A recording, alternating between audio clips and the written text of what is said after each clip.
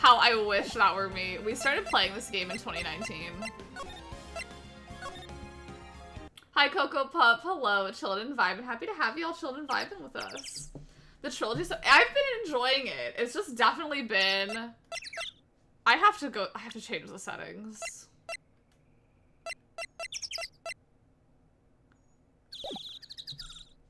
I may have to lower the volume, but you let me know if the volume's not good.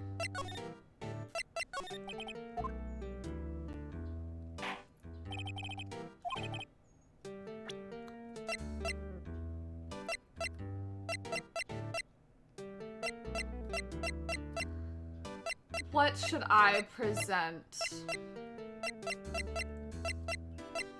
I'm gonna present... Oh wait, I can't present anything right now.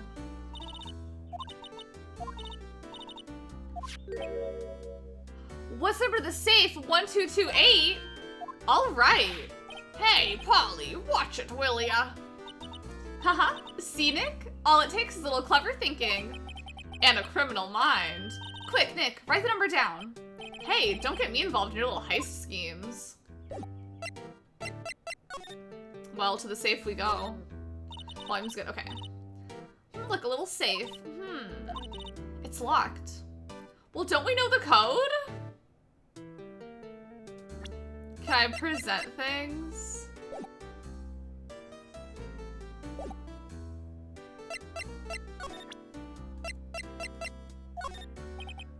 I don't know, I'm just gonna present things. Thank you for taking note. Listen here, Keith. Remember that tricolor pasta we were talking about?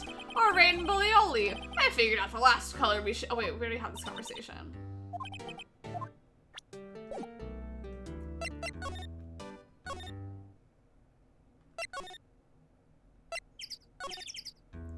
Maybe I'll present pictures of people. Oh. I don't know what I presented. What's going on with this game? Me neither. I don't believe it. This old guy is the first person to recognize my badge. I get it. Huh? Yup, I got you figured out now. You're not Keith. Nick? Now's our chance to clear things up. Sir. No, I'm not Keith. And I'm not Meg either. We're here investigating a murder that took place on the lake the other night. Please help us. A lawyer, huh? Please, mister. All right, I'll help. But on one condition. What's what? What's that? What's what? Oh, that parrot is huge.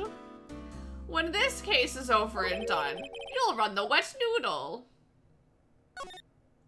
Okay, we promise. Nick, are you sure about that?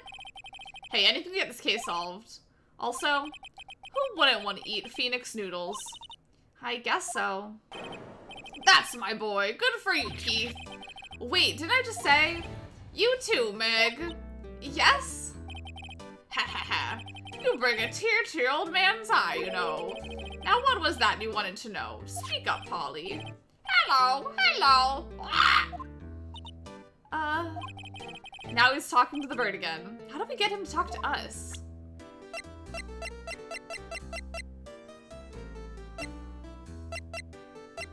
I don't know.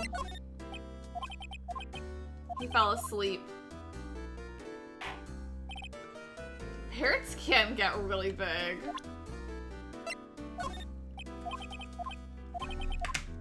We're just gonna be trying all of the items that I feel like are relevant to the case. Polly, here's my only friend in the world. Isn't that right, Polly? Hello, hello. Yup. Okay, good talk. This is kind of important to the case.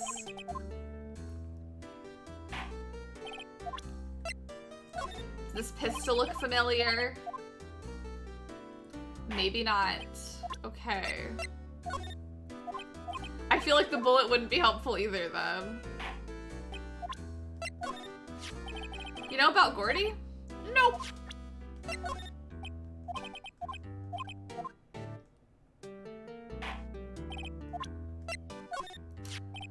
Yep, I seen this. You know something about this, sir? Keith. Yes? It's okay. You can call me Dad. Dad? You know something about this? Yep, the other night, out on the lake. Yes? Yes? I know all about that. I seen it. What? Tell us what you saw. Well, I suppose, since you're taking over the shop and all. Well? What does he have to say about it? Oh, maybe he'll talk to me now about it.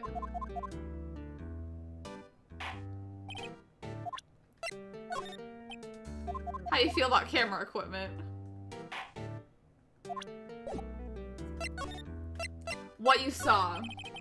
Where's my chapstick? I forget the time, but it was pretty dark outside. Probably night, yup. It was after midnight, but okay. Then I heard this bang, so I looked outside. Then I heard another one, bang!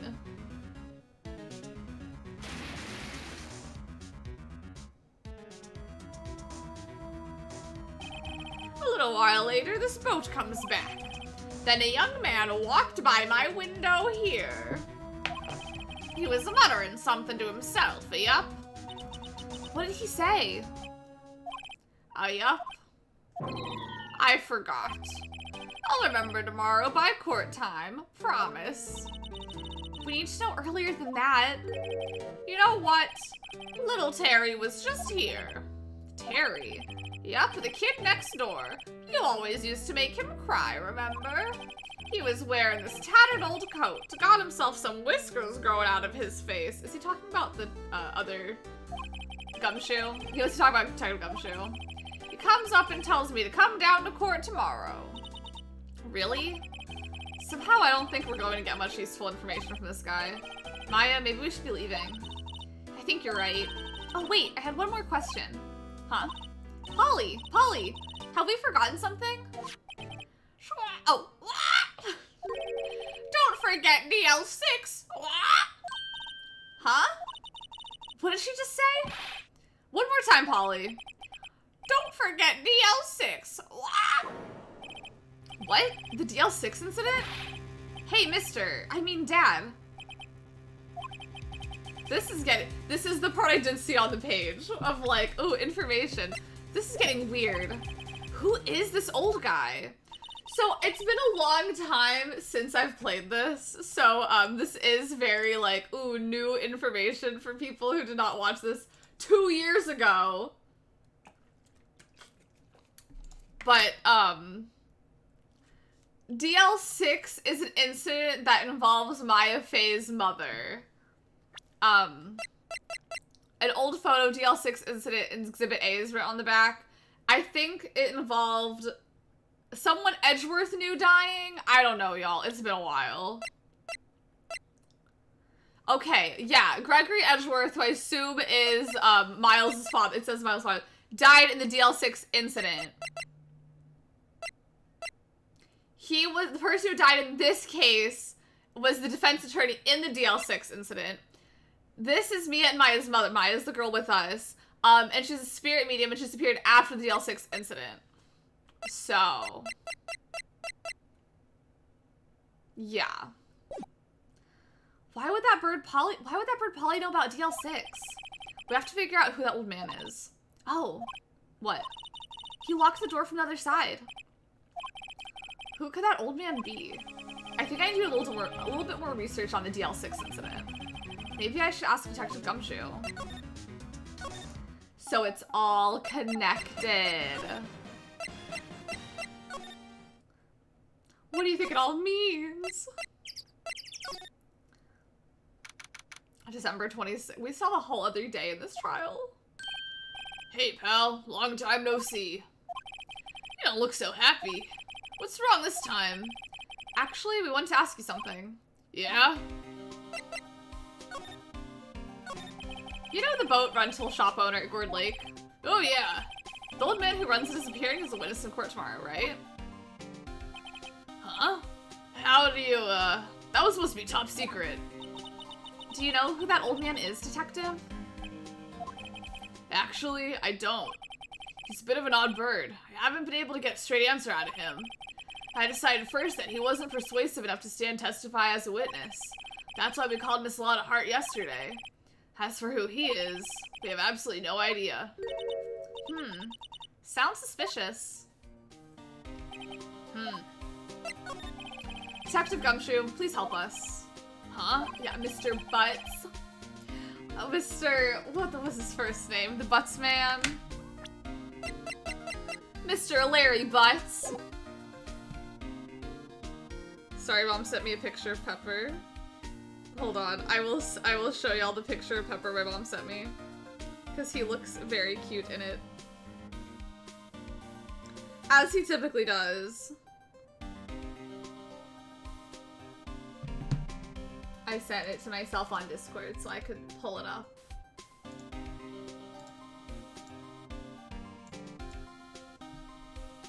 There's him!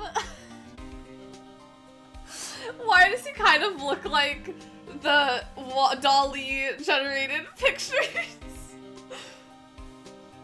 But there's him sitting, his little paws are out. Look at him. Look at his little paws. Aw, him. There's one of his water bowls and one of his food bowls. He has two. He has two of each. Hi, Kim. It's the boy. It's the boy. I think my mom sent me another picture like a day ago. I'm trying to find it so I can show y'all. Show y'all him 2 days ago. Never mind, I didn't save the picture. He's a spoiled little man. Hims is. Hi, Barry. The eyes are giving Dolly. They are! They are giving the Dolly thing. There's just something about it. Hi, Juju Puff. This, technically, it's my first time experiencing this game as a whole, but I have in the past dabbled in the franchise many, many times. But, yeah, first time getting through the game in its entirety. So everything I've been seeing in these streams has been fresh. And hi, Juju Puff. Every day's going good. And hi, Cruelest Girl. Hello. I hope you're doing good. We're looking at the boy, Mr. Pepper. He's sitting like a sphinx. I have to text him back. Aw. We need to know about the DL6 incident. That was when Edgeworth's father died. I can't help but think that has something to do with this current case. I forgot what voice I did for him. I am enjoying it a lot. I've been enjoying it. I took a long break from it just because voicing the characters wears me out. I took a 2-year-long break on accident. But that's okay, I'm back into it, To tell you the truth, I don't know much about DL6 either. Mr. Edgeworth forbade us from reading the file. So I'm afraid I can't show them to you either, pal. What? However, if you could convince me somehow that the DL6 incident is related to this case, well, I guess I'd consider opening the file up. Can I present him the bird that talked about it? What's that? A parrot? The old man in the boat rental shop's parrot. The parrot knew about the incident. That incident? DL6. What? Polly, have we forgotten something? What? Don't forget DL6. What? Huh? We already saw this, but like, I'll repeat it. I'm pretty sure that old man must have taught her that word. Yeah, but how would that old man know about the DL6 incident? Wait, what if that old man was connected to DL6? Nick, you think he might be? I get ya. Sounds like you need information on the DL6 incident. Through there's the station's records room. I'll give you special permission to go in there and find what you need. Alright, way to go, Detective Gumshoe. Okay, Nick, to the records room. I guess it's time we face Edgeworth's past. Let me in! I've never been in here before. Wow. It's amazing. The Dusty. 10 years of files and 10 years of dust, I guess. Let's find the DL6 stuff, quick.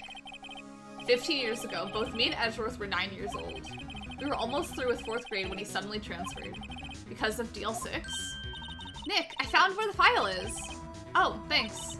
Just let me know what you want to know about the DL6 incident. I'll go get the right file. Well, first I have to get a handle on the main facts, like a summary. Right. Summary. Found it. Here you go. December 28th. Oh my god, this was like years ago. This was like to the day. December 28th, 2001, sorry. That's exactly 15 years ago from the day after tomorrow. So in 2 days, the case is closed. The incident took place in the elevator of the district courthouse. What? Is this the same district courthouse where we're holding the trial now? Looks like it. There was a large earthquake at 2 p.m. that day. Part of the court building collapsed and all the lights went out. December 28th, my birthday. So that is not your birthday. Your birthday is in August. August 31st, the last day of August. Wow, that was some earthquake. Also, I want to clarify, I knew it was the 31st, but I was like, I'm gonna double check before I'm wrong and end up saying the 30th, so I double checked. At the time, 3 people were trapped in the elevator. It took 5 hours for them to be rescued.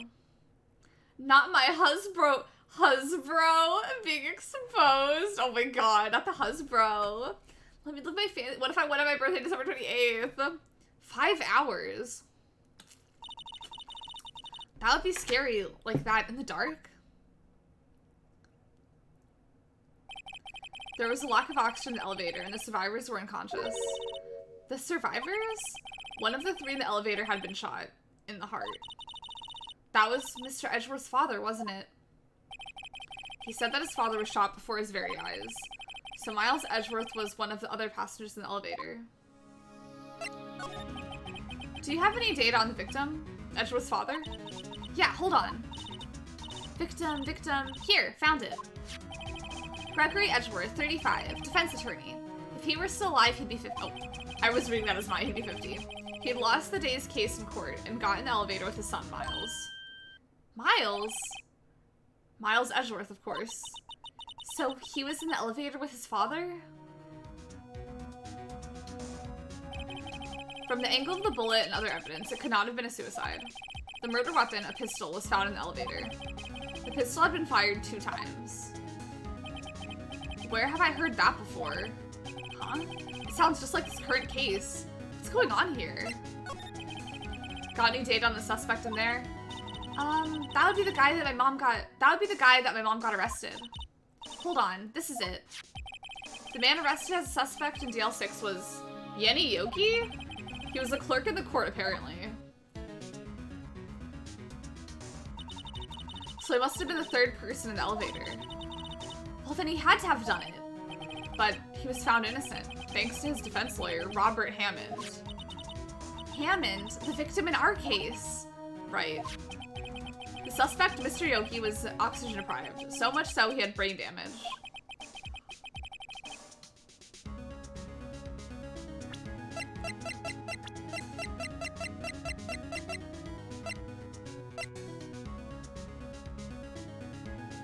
Y'all, I think that, I don't want to know. But I think this is Yenny Yogi.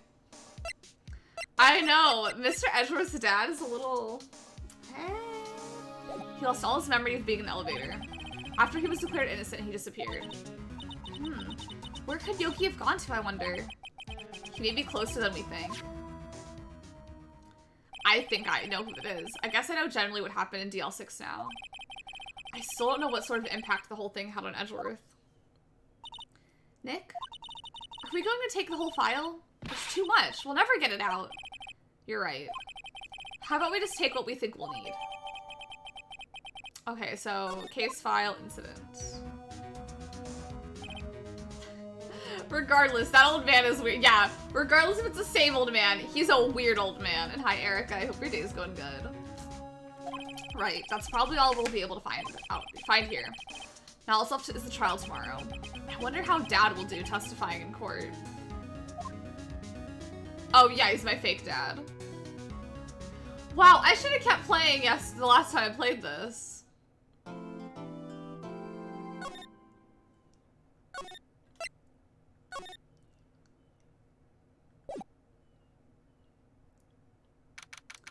December 27th, 10 a.m. District Court, courtroom number 3. I'm gonna run to the restroom when they start playing music. Okay, I'm gonna run to the restroom really quickly. I'll be back in a minute. I'm gonna grab... Yeah, I tragically started playing this trial 2 years ago.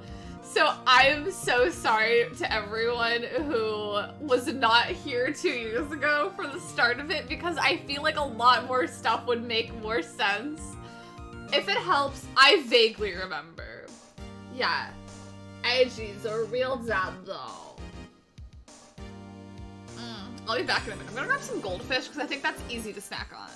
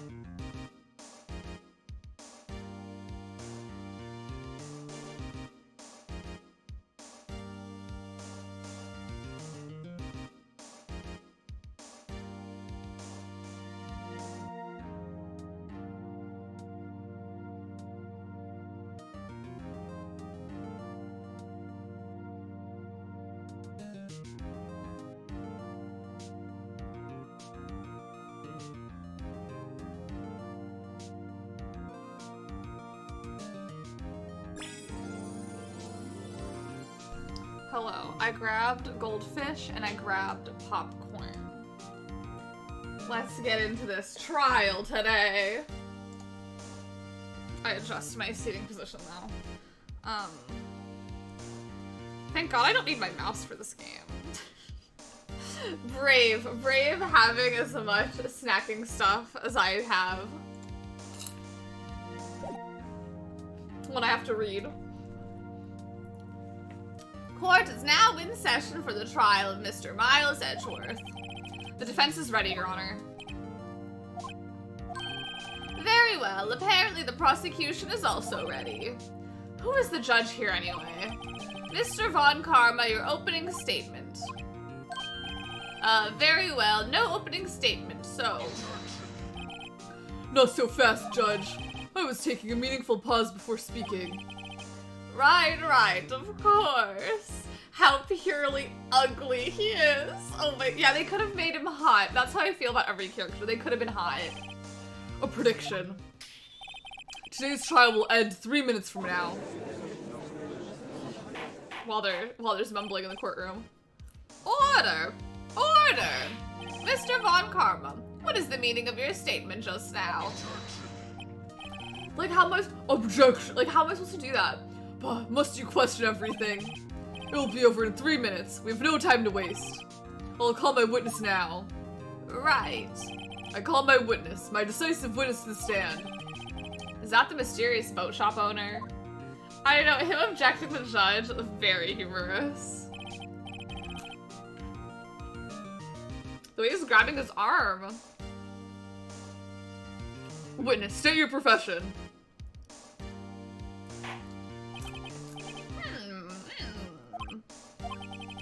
I am the... Him and the judge have the same voice, goddammit. I'm the proprietor of the restaurant The Wet Noodle at Gourd Lake. And I also rent boats. Hi, Thoofy. Hello, I hope you're doing good. Hi, besties. We're bustying today. I hope you're doing good. We're trying to get through this trial somehow. The night of the incident, you were at the boat rental shop, correct? Yep, I was. Please testify. Wait a second. We still haven't heard who this old guy is. Wait a minute. The witness hasn't stated his name yet. Because I did not ask him, Mr. Wright. I have predicted this trial will end in 3 minutes. Stop asking trivial questions and cooperate. Yeah, right. The witness will state his name. Yanni Yogi. Oh, well, I'm not really sure. What do you mean?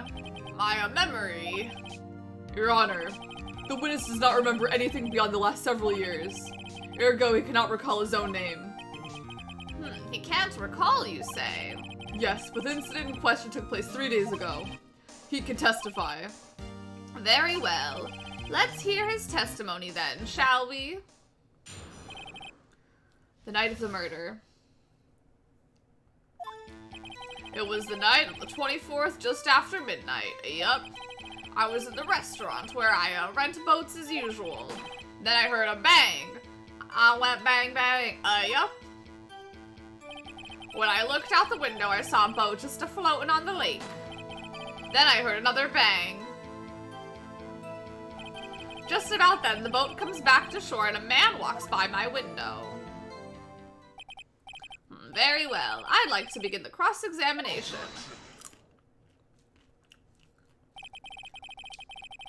There is nothing to question my witness's testimony. Ergo, no need for cross-examination. Besides, there are only 10 seconds left before 3 minutes are up. Judge, your verdict, now. Yes. Mr. Wright. What are you saying? Of course I'll cross-examine the witness. Very well, you may begin. Ah! Excuse me, Mr. Von Karma. Yeah, he is running my brain. He's running my brain and ruining my life. I need this kind of like, you have to be done in 3 minutes. I need this for me. I'm working and twerking. I've been working and twerking's going oh so good. 3 minutes just passed. I see. Well, then let's just take our time. You may cross-examine the witness.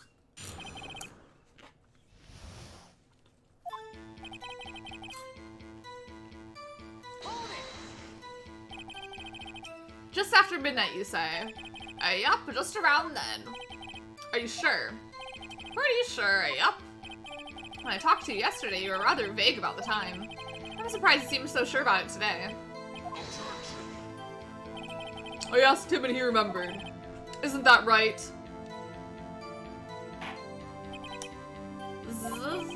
Don't glare at me like that. I remembered it clearly, didn't I? Yup. You see, continue. We're pressing everything as we typically do. Is there anyone who could verify that? Well, I guess Polly could. That's not good enough for a court of law. Mr. Wright, exactly what's not good enough? Your Honor, this Polly is a parrot. A parrot? Don't be so hard on the girl, Keithy boy. Keith? The prosecution concedes that we cannot prove the witness was in the shop. Witness, please continue. And where did the bang seem to come from? From the lake, I figured. Are you certain? Yup. Good. Continue. Yeah. Polly's just not a name unless you're a parrot or a pocket. Truly. Like, show me a Polly who is not one of those two. Show me one. You can't. You can't. And highlight, yes, about the parrot. Was there someone in the boat? It was pretty far out there. I couldn't see clearly. But I figured there was 2 men out there. But you couldn't see them clearly. Yeah, at the time, that is. At the time. So you heard 2 gunshots total. Yep. That's what Lotta said in her testimony yesterday.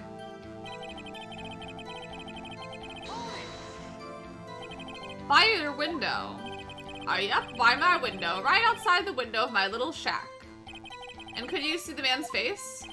Well, the fog was pretty darn thick, but he was right there in front of me. I saw him. This is a rather important detail. Please add it to your testimony. Tisk, tisk, tisk. I have a bad feeling about this. That man was the defendant. He was saying, I can't believe he's dead. Are you sure? Uh-oh. Dad. That'll wake him up. Dead certain, Keith. He said I can't believe he's dead as he was walking by, too. Hi, Omni. Hello. I hope your day's going good. I'm sorry about Chewbacca. Witness, are you sure that person you saw was Miles Edgeworth? It was him, that Edgeworth boy! Y'all, he's dead.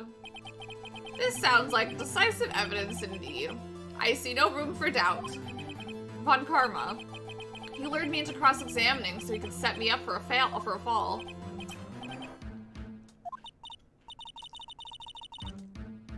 I grabbed way too many snacks, given I cannot do anything about it. I don't like the way things are going here. Everyone in the courtroom is glaring at us. I better act quick or this trial's gonna be over. Your Honor, we proved in yesterday's trial that it could not have been Edgeworth who fired that gun. Mr. Wright, are you referring to the fingerprints from Edgeworth's right hand found on the gun, and the photograph showing a man firing with his left hand? Exactly. That is easily explainable. He could have wiped off his prints after he fired. You are ignoring the truth of the matter here. Everything this witness's testimony is true. Oh, this is too much. Would you smash on Karma? No. Witness, honestly, yeah, like, I'm gonna be honest. I feel like we should not be taking his word as God here because, like, I'm gonna wait and see what happens. I can't see a room to raise an objection. I better hold back and see how things develop. Nick, we have to do something. If we stay quiet now, Mr. Edgeworth will be found guilty for sure. It's no good. There's nothing I can do. Are you sure? To be honest, I don't know what to do anymore. Please. Can you hear me, sis? Please. We need your help. Nick needs you. Tisk, tisk, tisk. 3 minutes was perhaps too high an expectation. However, 15 minutes isn't bad. This must be a new record. What if he's God, though? What if he's God? You got a point there. You got a point. What if he is God? Enough. The witness may leave the stand. This court sees no reason to further prolong the trial, nor is there any need for more time to decide the case against the defendant. This case is extremely clear. I see no room for misinterpretation of the facts. What? No. This court finds the defendant, Mr. Miles Edgeworth,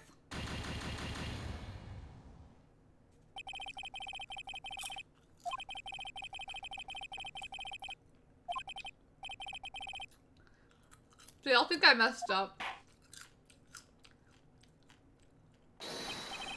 Wait!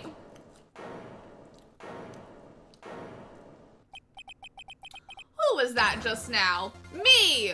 Huh? What? Larry?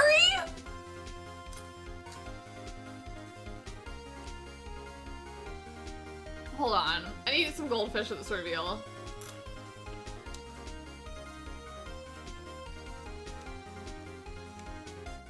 Larry!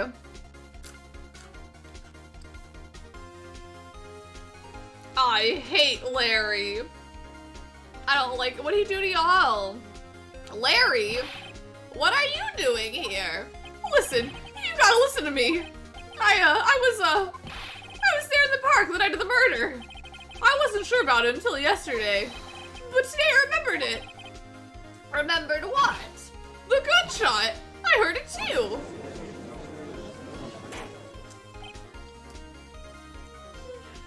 No, it just gives Kaito energy, but I do also hate Kaito. Maybe that's what it is. Because he reminds me of Kaito also, but I like Kaito, so I don't have any beef with Larry. Order. What is the meaning of this? The verdict has been decided. I call for an adjournment. One moment, Mr. Von Karma. So you say you heard a gunshot? Yeah, I did. A gunshot that night. I was sitting here in the audience listening to the testimony. Then I realized something he said was different from what I remember. Anyhow, I can't just sit here and let you call Edgy a murderer. It's just not right. I'll testify. Let me testify. Order, order. Well, this is the first time something has happened like this in my court. I'm sure it won't be the last. I'm not quite sure how to proceed. Judge, you've already given your decision. The trial's over. Nick, this is it.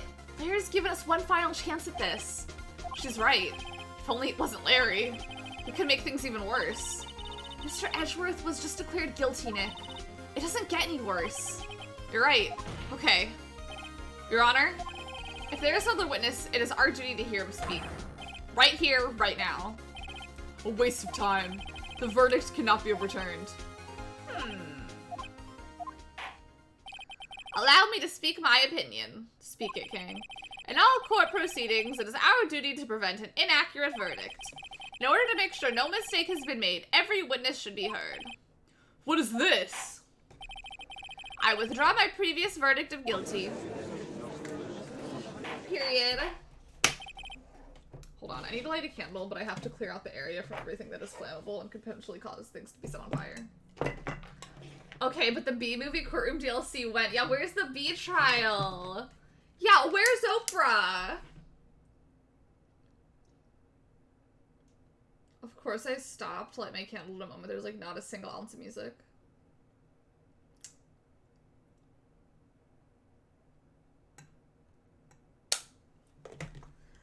Mr. Von Karma, I order you to call this new witness to testify. Now. What? The court will adjourn for a 5-minute recess. After that, we will hear this new witness. Oprah is not in the B movie. She should have been. Court is adjourned. Is she really the judge? Is she actually in the movie?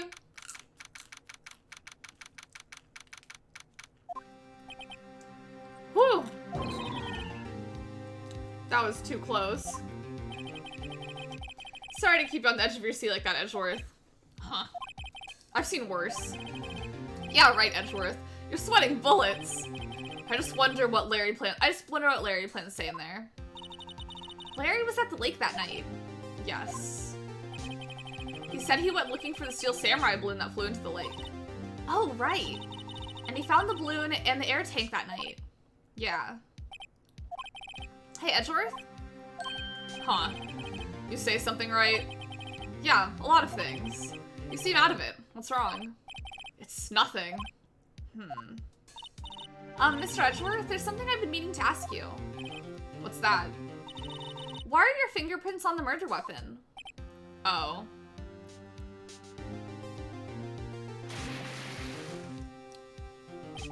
When he fell into the lake, I went into a daze. I couldn't understand what had happened. I couldn't think straight. Then I saw the pistol lying on the floor of the boat in front of me. I picked it up without thinking. I didn't have a reason, really. I think it was the same gun that killed his dad. I see. Right. Yeah? This might be our chance. Our chance? Von Karma has only ever run perfect trials. Perfect trials?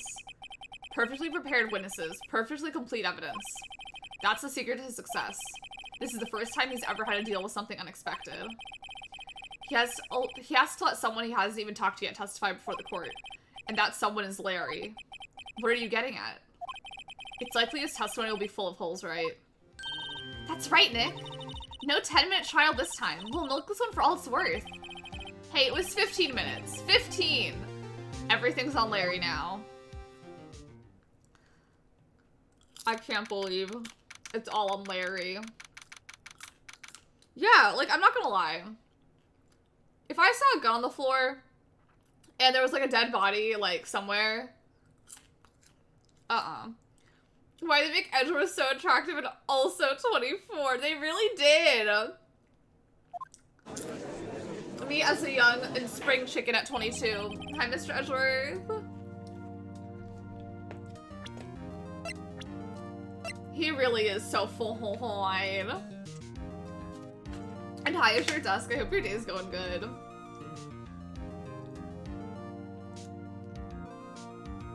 Oh, they really did. How am I old? You're older than this lawyer. I will say, or a prosecutor. 24, I feel like is really young to be a prosecutor. Court is now back in session. Witness, please testify to the court about everything you saw on the night of December 24th. Right, leave it to me. Please, Larry, don't mess this one up. I hate to admit it, but you're our last chance. It is young, but it can be done. That is true. That is true. Von Karma didn't even have time to prep his witness. I just hope Edgeworth is right about this being our big break.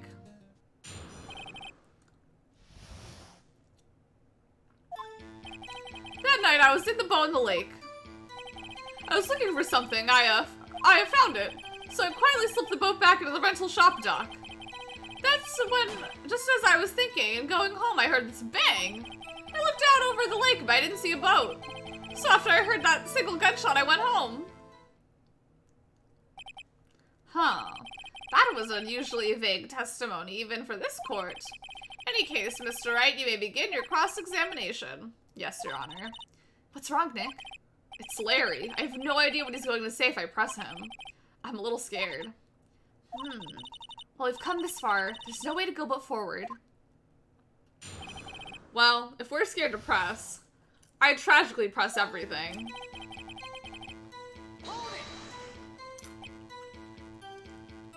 Edgeworth would have skipped 2 grades. I probably did, though. Like, plus, if his dad, like, was a lawyer, he probably, like, already knew a lot of stuff going into it, you know? Yeah. How old is Phoenix? How old am I? Oh, I'm his age. I'm also 24.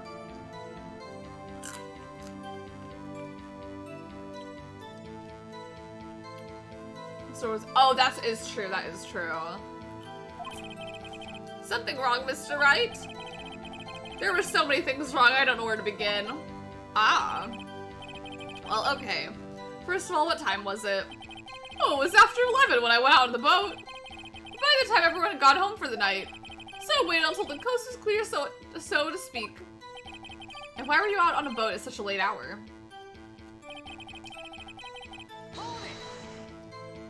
Looking for something. Here. Mr. Butts, what was it you were looking for? What the witness was searching for is irrelevant. Most likely he was hunting for this Gordy. That's surprisingly close to the truth, in a sense. This is all irrelevant. Let's get it over with.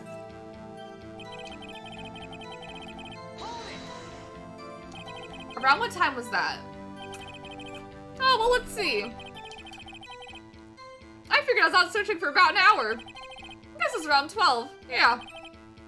You're not sure? Hey, don't give me that face.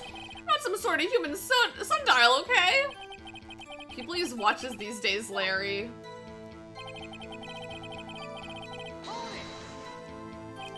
Where did the sound come from? Yeah, well, I wasn't too sure about that. I looked around, you know. Did you look at the lake? Yeah, I looked.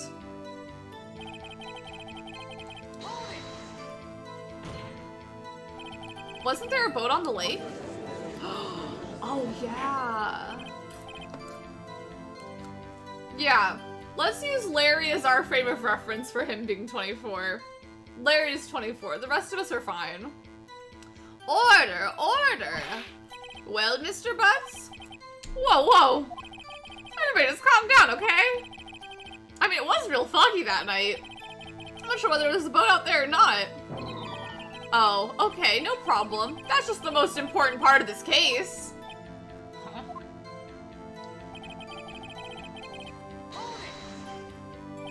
So you only heard one bang, correct? Yeah. Huh. Well, Nick? It was a pretty wishy-washy testimony, wasn't it? I guess I should start working on the contradictions. Sorry, I wish I could be more helpful. I wish I could call my sister. Okay.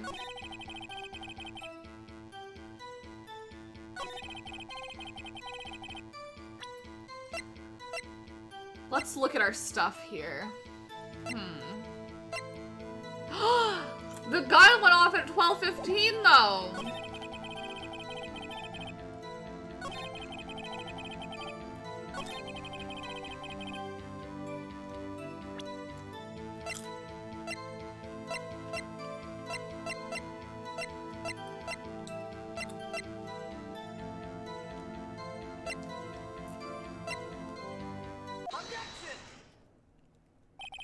Wait a sec, Larry. What? You only heard one bang? You sure? That's what I said. But Miss Lotta Hart testified yesterday that she heard two bangs. And the old man just now said the same thing.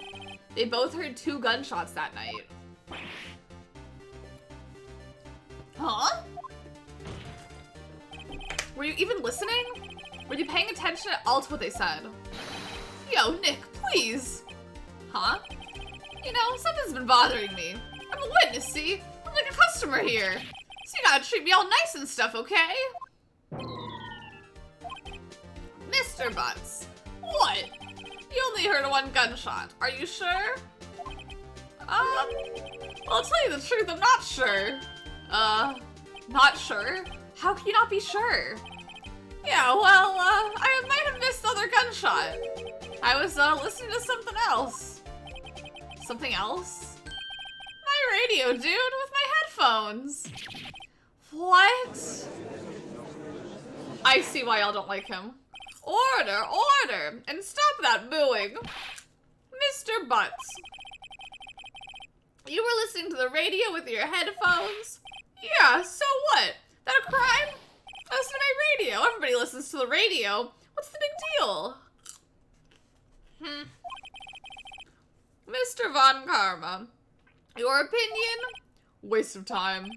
I don't accept this witness nor his shoddy testimony. Well, Mr. Wright? I don't know. Your Honor, please allow the witness to continue his testimony. Ugh. Nothing is more pitiful than a lawyer who doesn't know when he's lost. I'm an attorney, actually. Very well, Mr. Butts. Please give your testimony and be sure to include details like your radio.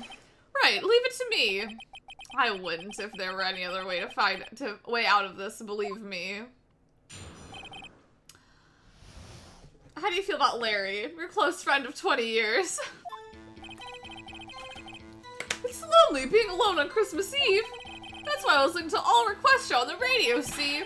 I was listening to it real booming loud, like, yeah, dejectedly.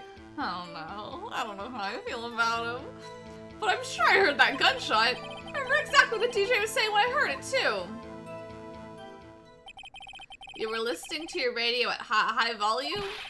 Yeah, what's the big problem? Can't a man listen to his radio in peace? Is this a free country? I truly believe Larry has no idea what the problem here is. Judge, can you believe a word this witness says? What you heard was probably nothing more than a drum beat from the radio. True enough. It is difficult to believe this testimony. We all have a Larry in our life. Wait, Your Honor.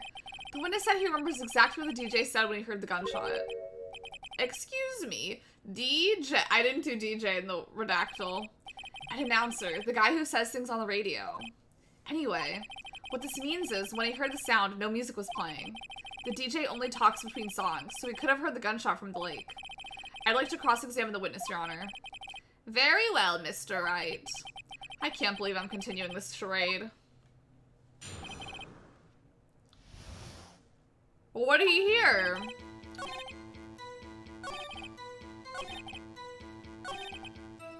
What did he say? What did she say? Mr. Wright, please cease this pointless questions. What possible good could knowing what DJ said? Whatever. Y'all read it. Hi, North. Hello. I hope your day is going good. DJ Khaled. Indeed, Mr. Von Karma has a point. North, I hope you slept oh so very good. I'll allow the question only if you see some reason we should care. We should care, Your Honor. Of course we should. Why? Well, how do you know if we didn't ask him? Fine, very well. Mr. Butts, please testify to the court. What was the radio announcer saying when you heard the gunshot? Just what she said. Hey, it's almost Christmas. I heard the gunshot. This was almost Christmas isn't Christmas. I know what it is.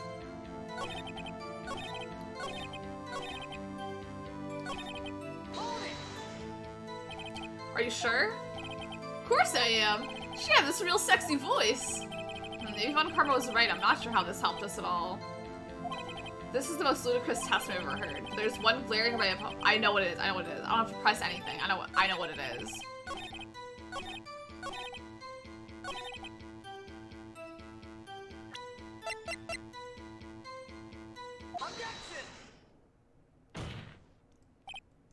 Larry, are you absolutely sure what you're saying is correct? Huh? What's the face? You look scary, dude. Hey, if you're trying to scare me, you better know I don't scare that easy. Is something the matter, Mr. Wright? Your Honor, did you hear what the witness just said? The DJ said, hey, it's almost Christmas, when he heard the gunshot. Indeed, and almost Christmas means it wasn't Christmas. Do you realize what this means?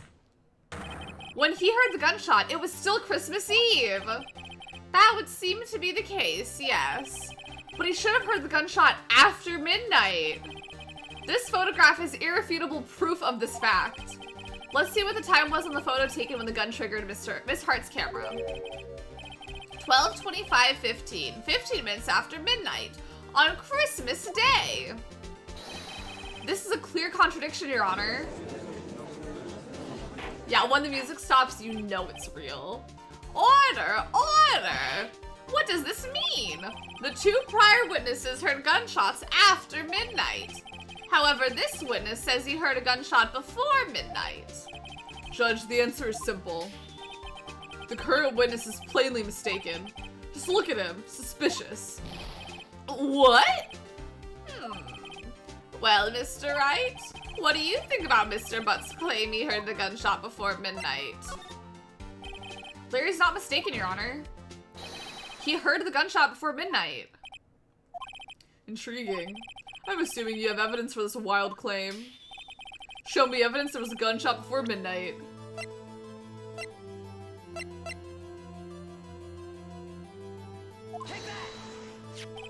Look at this photograph. This was taken by our witness yesterday, Miss Lotta Hart, with her automatic camera. The timestamp on the photo reads December 24th, 11:50 p.m. Oh? But there's nothing on the lake in this picture, Your Honor. The real issue here is not why nothing is shown in the photograph. It is why this photograph exists at all. What do you mean? Look at this photograph. Your Honor, this... A lot of heart, more like a lot of evidence. Yeah, he said the thing. He said the thing. This photograph was taken by an automatic camera. That camera was set to go off in response to loud noises. Aha. Correct. There was a loud noise on the lake at 11:50 p.m. That is why this photograph was taken. In other words, when Larry heard the gunshot, it was most definitely still Christmas Eve. I remember, like, back, like, within the 2 years, I was saying I needed to get back into the game. I don't remember who this is. Like, I genuinely have no idea who this was. And it was not during one of these VODs, so, like, I don't think the VOD is saved anywhere. But there was a point in time when someone asked what trial I was on. And, like, it was someone who had played the game before, I believe. And I was like, it was the trial that was Christmas. But, like, it wasn't Christmas, but it was Christmas, but it wasn't Christmas. Me, not having really played the trial yet. And the person's like, I don't know what trial you're talking about. And I was like, I don't know what to tell you. Like, it's the main part of the trial. I don't know what to say. And I think about that a lot. Because it's like, they made a meme of it. How do you not remember?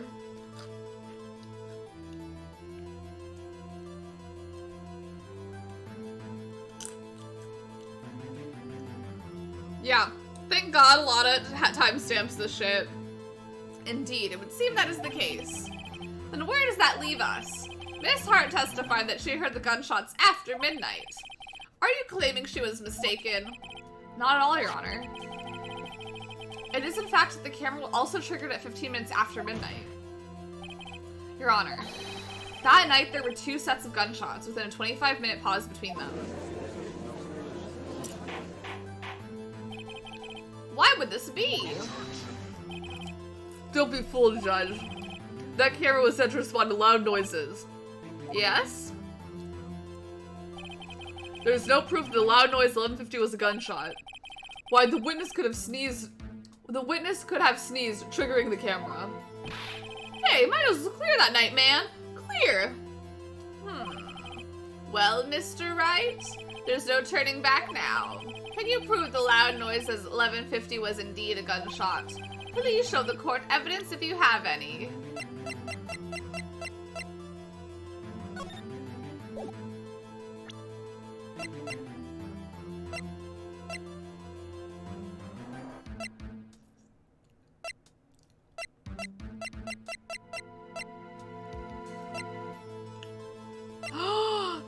It was fired 3 times.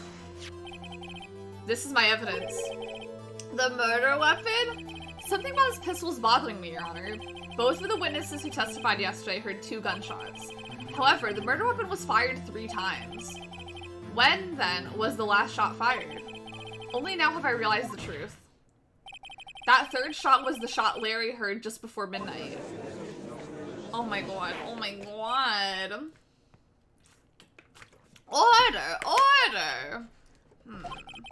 What? That wouldn't make sense of the evidence we've seen so far. However, this leaves me wondering what exactly did happen that night on the lake. Exactly. If this is true, there were 2 sets of gunshots separated by 25 minutes. One at 11:50, another at the 15 minutes after midnight. Why, I ask you? Why? Uh-oh, I better think of something quick. Wait a second. Gunshots separated by 25 minutes? Ah! What's wrong? I have it! I have it! Huh? Remember the case with the Steel Samurai? Huh? Yeah, of course I remember. The murderer in this case had the same idea as the murderer in that case. What do you mean? Maya. Yes? If we don't figure this out now, we'll never overturn Edgeworth's guilty verdict. I've got a hunch. I'm gonna run with it. Right. I mean, is this safe?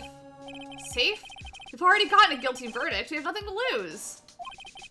You just watch and let me know if I say anything that sounds fishy, okay? Right. Your Honor. Yes, Mr. Wright?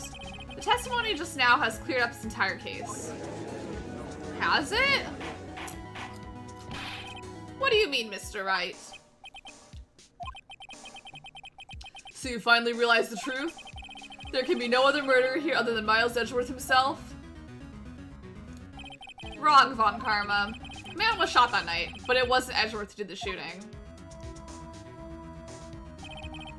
Listen, rookie. Take a deep breath and consider the facts.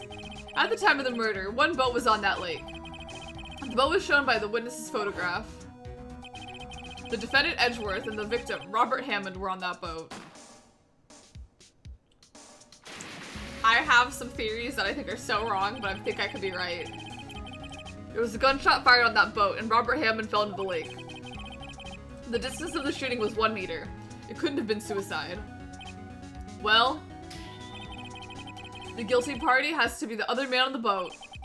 I admit it is hard to imagine any other possibilities. Yes. But this assumes that the victim was shot at 15 minutes after midnight. Hybrid Keeper, hello. When do we get the piece of evidence that lets us leap across the court and fistfight Von Karma? I know, can we like shake him a little?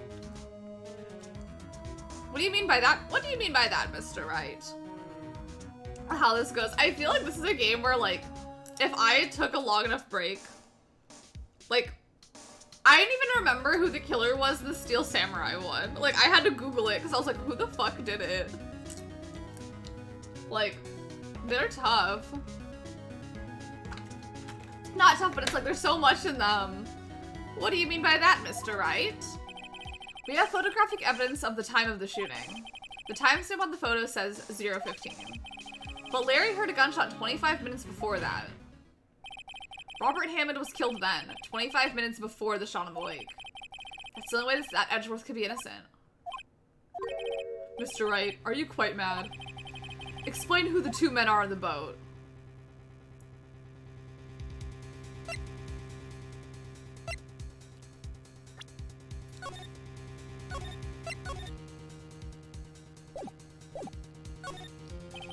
Miles Edgeworth and Robert Hammond.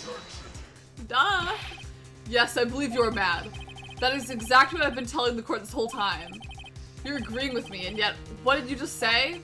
That Robert Hammond had been killed 25 minutes before the shot on the boat?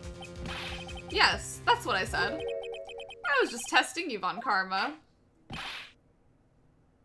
And then go right back in the middle of the case. David, I'm living that reality. I'm living it. I'm living it.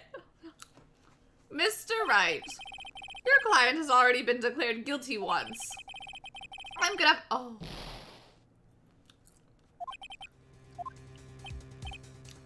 Well.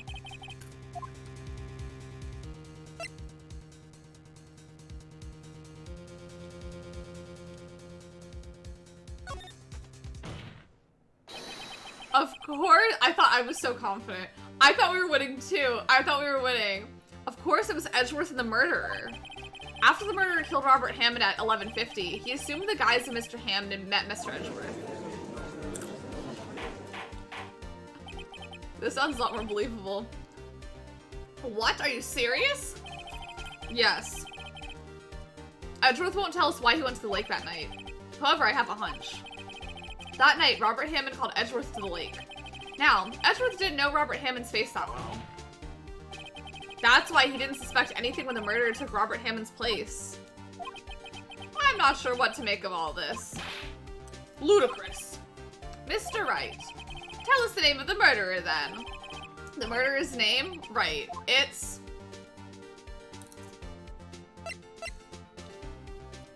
I don't know. Actually, I don't know the murderer's name. You don't know? Again, you waste my time. The reason I don't know is because he didn't say it. Because it's the old man. I don't know because he never told us. The murderer is the caretaker of the boat shop. That old man. At 11:50, he was the one who killed Robert Hammond. Hold on. I gotta look at the court record. Hold on.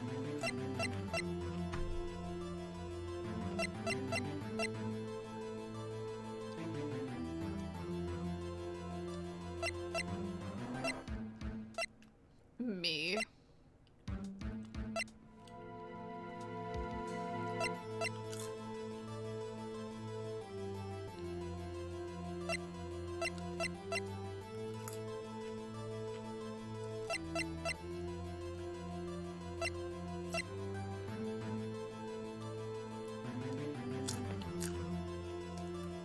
I don't know. But I know it's him. The caretaker of the boat shop? Where did he do this? There weren't any boats on the lake then. Why would he have to go all the way out on the lake just to shoot someone? May I suggest the real scene of the crime was not on a boat? What? Well then, where did the murder take place?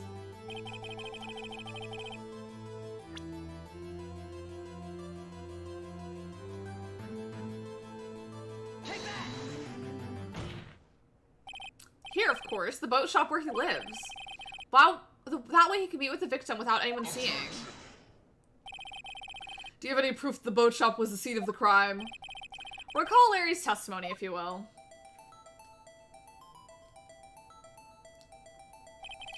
That night, he went on the lake in the boat, searching for something. He finds it and returns the boat.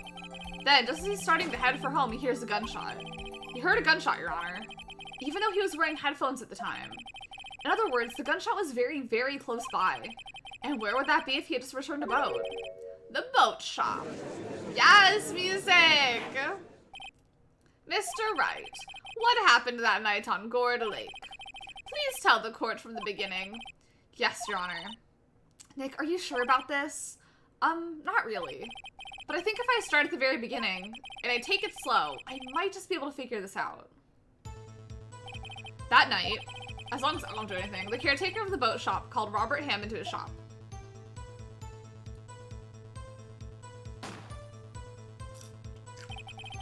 This is around 11:50. That was when the gunshot that Larry heard was fired. After that, the caretaker put on Robert Hammond's coat. He became Robert Hammond. Then he got in the boat with Edgeworth and went out into the middle of the lake. Then who fired the pistol on the boat, Mr. Wright? Of course it was the murderer who shot the pistol. He shot twice. Both missed Edgeworth on purpose. Wait a minute. Yes? Why would he shoot twice if he didn't mean to hit anyone? Details. Know this, Mr. Wright. The moment you run out of explanations is the moment you lose. Tell us why the murderer fired it twice. To create a witness. I believe he shot twice to create a witness, Your Honor. Create a witness? The murderer lifts his pistol and fires one shot. That ensures that anyone who heard the shot would look at the lake. Indeed, Miss Hart did exactly that after hearing the first gunshot. Next, the murderer waits a bit and he fires again. Then, the murderer jumped in from the boat himself, leaving the pistol in the boat behind him.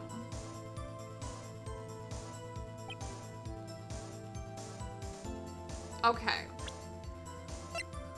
I don't know all of the details of the DSLR case.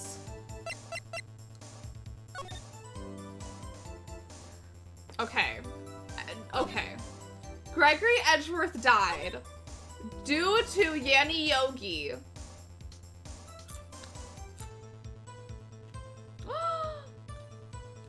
Okay. I didn't know his fiance, Polly, committed. I think, because he was arrested, but he was later announced as innocent. I think because he arrested and his fiance committed suicide, I think he's getting revenge on the people that were responsible for the whole prison thing. Yeah, Polly the parrot. He may have named the parrot after her. Look, we found the one person named Polly in the world. Okay, I get it. I see. To someone looking from the edge of the lake, it would appear that one of the men on the boat had shot the other. The murderer didn't know about the automatic cameras, of course. That's why he shot twice, to draw attention to the boat. Once you realize that, everything else falls into place. The boat shop caretaker swam back to his shop, then he put Mr. Hammond's wet coat back on the body, and threw the body into the lake. That is what happened, Your Honor. These are the events that transpired that night on Gourd Lake. Transpired. A pocket-sized woman, if you will. Polly, parrot, unzipped her hair disguise, is actually Polly, a woman. And when you unzip that, she's Polly, the pocket. Bailiff, bring out the witness from before. The boat shop caretaker, quickly. Yeah, we just have a murderer on the loose.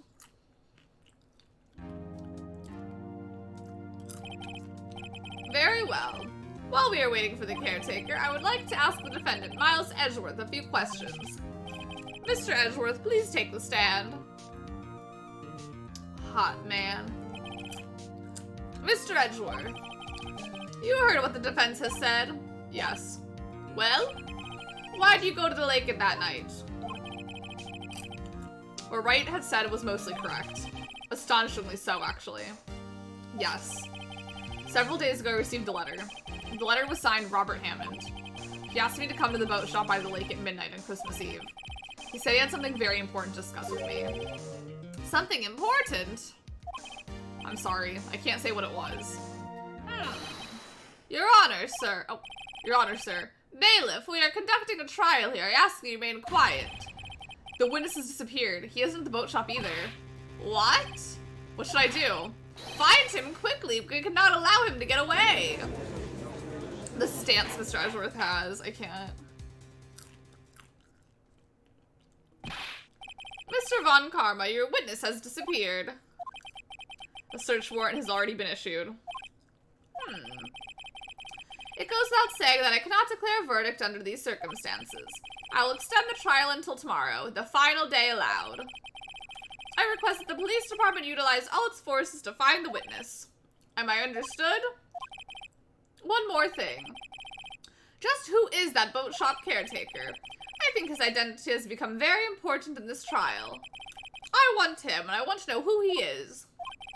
Very well. Court is adjourned. Did Edgeworth and Phoenix kiss already? Yeah, you just missed it. I'm kidding, they haven't, they haven't. Yay, Nick, you did it! Yeah. Well, at least we got out from under the guilty verdict. And what about Larry? That was something else! Even Von Karma didn't know his testimony. Larry really helped us out. Sure. Once I sifted through his unique testimony. Still, he did save us. I just wish our cases weren't so down to the wire all the time. I know what you mean. Sometimes I feel like it's us on trial instead of our clients. Hey, Edgeworth? Mr. Edgeworth? Did you say something? Don't look so pained. I mean, it looks like you're probably going to get off the hook. You could try to smile just a little. Relax. I'm sorry, but I fear it's not over for me yet. What do you mean? Right?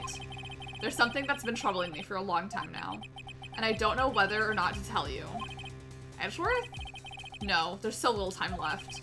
I want to tell you to get off my chest, but... I can't make up my mind. What is this about, Edgeworth? It's a nightmare I've had. A memory of a crime that I committed.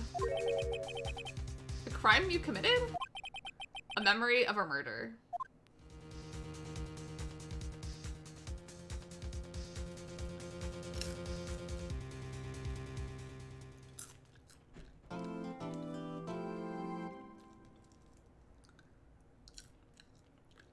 I'm eating my snacks.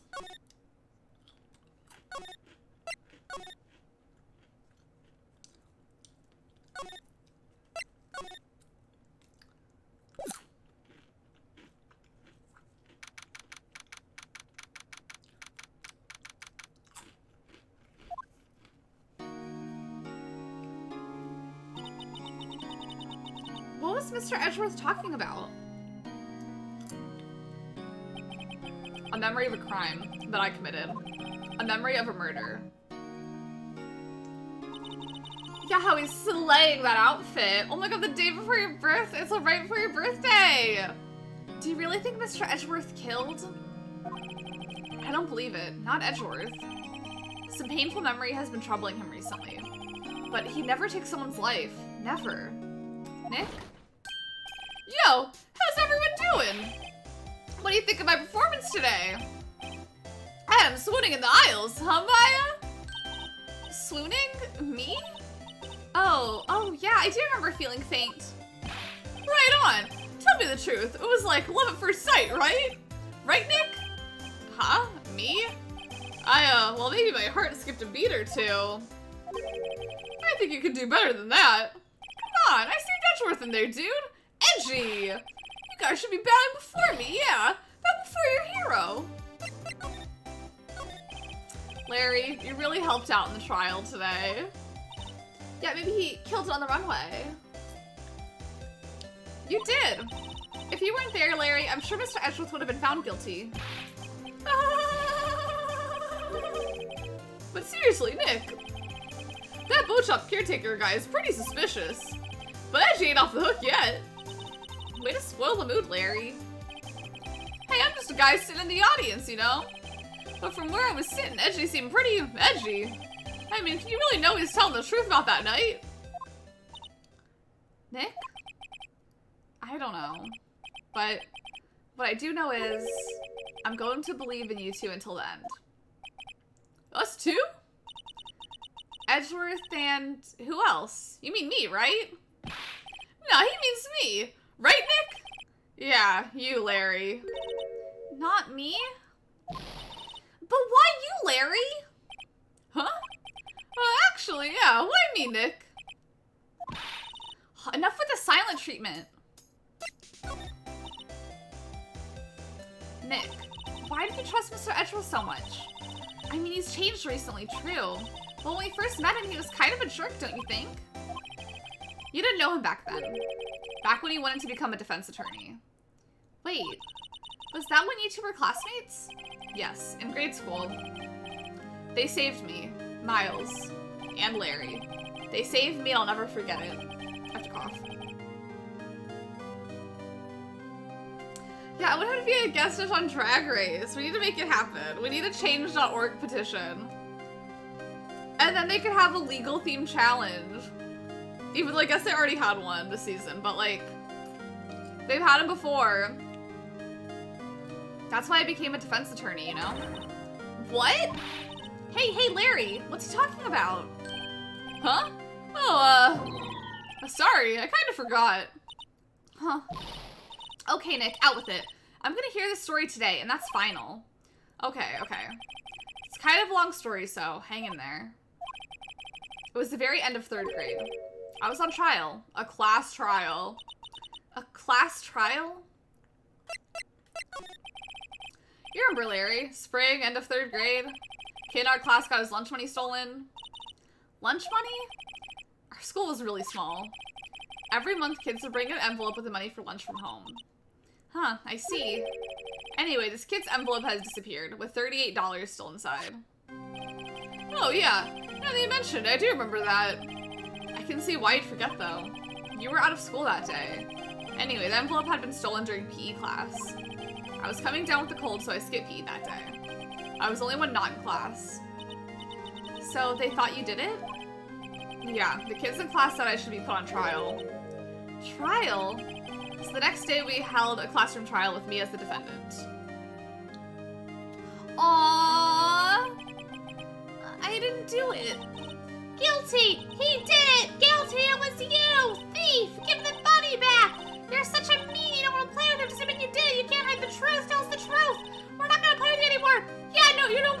Whatever! You should be allowed to play with us! You should be a library committee! Give back the 50 cents I loaned you! Hey, did you rob the bank the other day? Now, Phoenix, you know you shouldn't steal people's money. It's not right. Did we win? Not yet, but so far, so good. Unless it be this trial, in which case, I don't know. I'll be revealed. Everything is Danganronpa. In the end, even the teacher thought I'd done it. Go over and apologize, Phoenix. I didn't know what was happening. I was so sad. I couldn't stop crying. Everyone was staring at me like I'd done it. Also, his little shirt. Okay. I tried to apologize. I went to where the boy whose money had been stolen was sitting. That's when it happened. You shouldn't have to apologize. The only thing that belongs in this trial is evidence. Everything else has no place. You should all be ashamed. Amateurs. Miles? It wasn't you who stole my money, was it? No. Then you shouldn't apologize. Everyone's been shouting, you did it, but no one has any proof. That is why, Your Honor, this boy is innocent. But Miles, it was your money that was stolen. Yeah, he did it, he's the one, we don't need proof, make him say he's sorry. Why don't you all just shut up? This is always how it is. Everybody's ganging up and picking on one person. Just think how he feels. He said he didn't do it, so he didn't do it.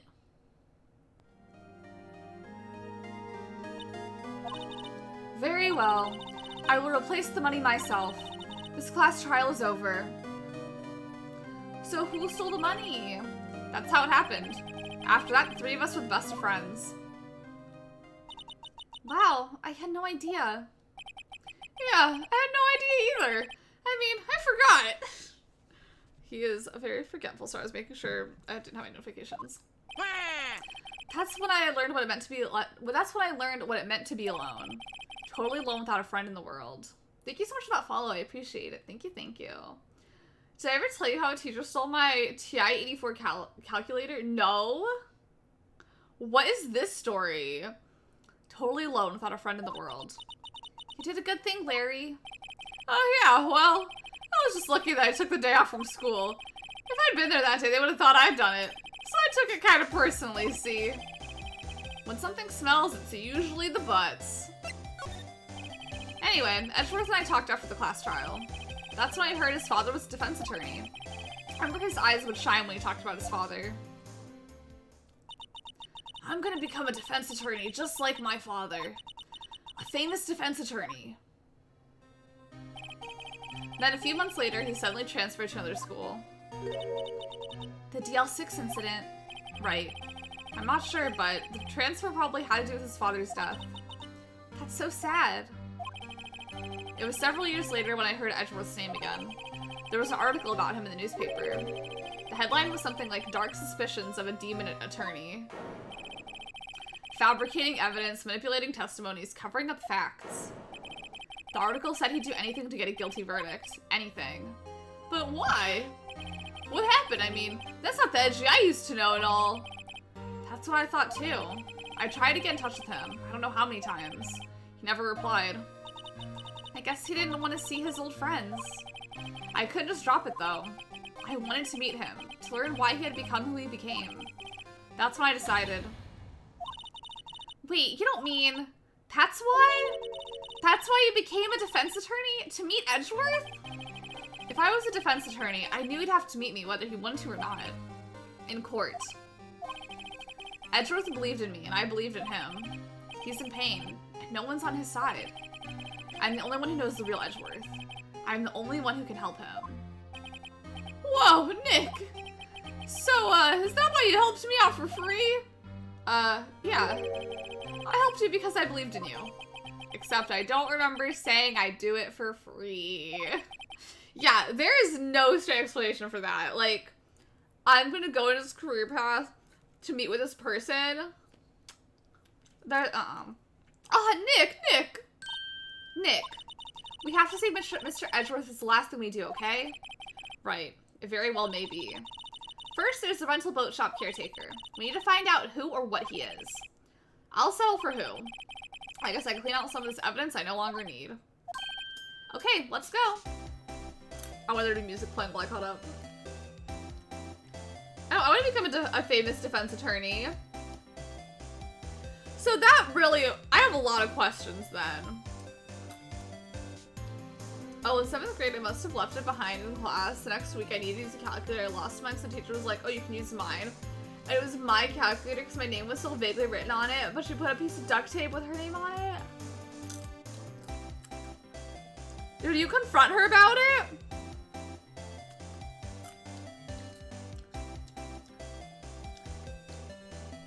My question is, why should she steal your calculator if your name was on it? She obviously had to erase it and couldn't get it back. So, how many years did it take Edgeworth to become whatever he was? Because if he was already a famous famous defender, prosecutor, him and Phoenix are the same age. So how many years did it take Phoenix to become the prosecutor? Because, like, it's not like they were in school for this simultaneously. It seemed like Edgeworth went to college, did all this, and then Phoenix had to go to college to do all this. Yeah, you tell your parents? Because they're expensive. Okay, let's go.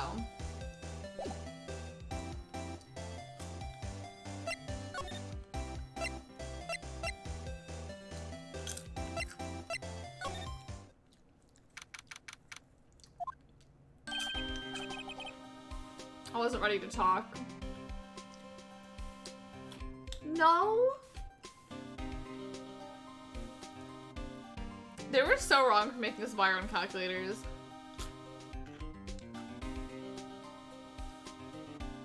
You thought you would get in trouble for your teacher stealing your calculator? Honestly, that would happen to me too. I wouldn't say anything either.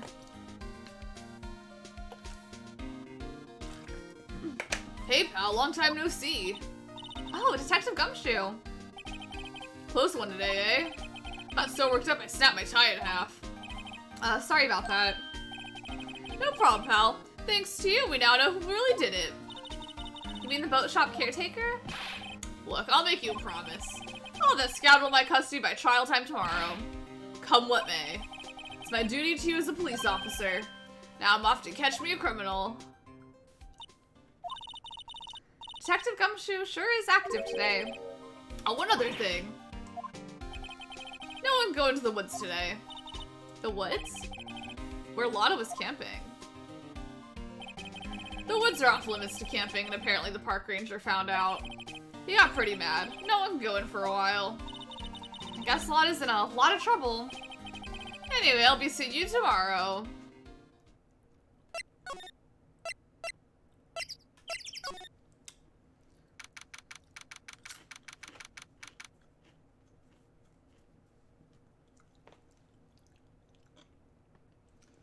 Damn, you could have been a lawyer. I feel like you left it behind its school property. That's so annoying if they did do that.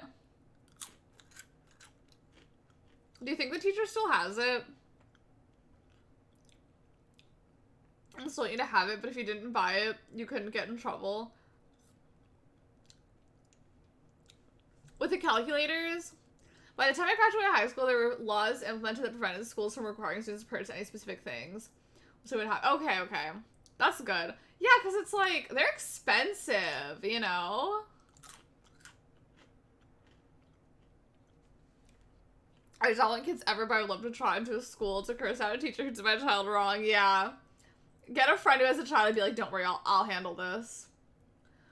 Work was busy for a while, but someone took full control of my PC for something, so here I am. Hi, Annie. I hope that they're not doing anything weird on your computer. I'm sorry work's getting busy. Oh, no. I know what you did, honestly. I would do it. I'd be like, I know what you did. I know whose calculator you own. I remember being thrilled going to Target to buy my calculator. I know I had to buy one. I have no idea where it is. But I have a TI-83, I think, or something. I don't know. Huh? The steel eyesore is missing.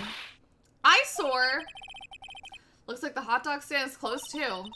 I guess Larry's too busy worrying about Mr. Edgeworth to show up for work. I need to turn my fan on. Well. Okay. I have turned it on. Boat rental shop. It's still in your backpack? Like the same backpack? Like, just the old backpack that exists. At my old job, a program I calculated to do my end of day calculations for me when I had to write emails to the owner about sales and stuff. That's smart. That's convenient. Okay. I was gonna say just like have it in your high school bag for like 10 billion years, but you've used it since. The old caretaker got away. Yep. I never imagined he might be the real murderer. Ahem. I know that clearing of the throat anywhere. Oh yes, hello. What might you be doing here? Out for a walk. Ah, the days of my youth, like the scent of fresh lemon, you see. Mr. Grossberg? This is no time for idle reminiscing. Mr. Edgeworth's trial ends tomorrow. Ah, that is true, yes. But from what I saw of today's trial, Edgeworth should be fine, right? Well, I'm not so sure about that. Oh, what do you mean by that? Well, I'm not sure. If you find anything out, come by my office at once. I may be able to offer you some assistance. Thanks. Bye. What do you think Mr. Grossberg was doing here anyway? Who knows?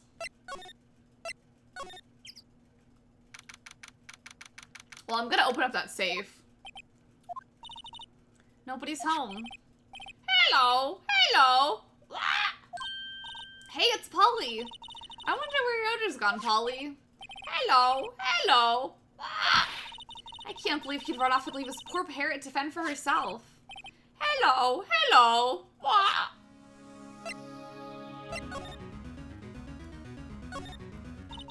That reminds me, Nick. Polly here knows the number to the safe, right? Yeah, that's right. Polly, what's the number to the safe? I have to cough.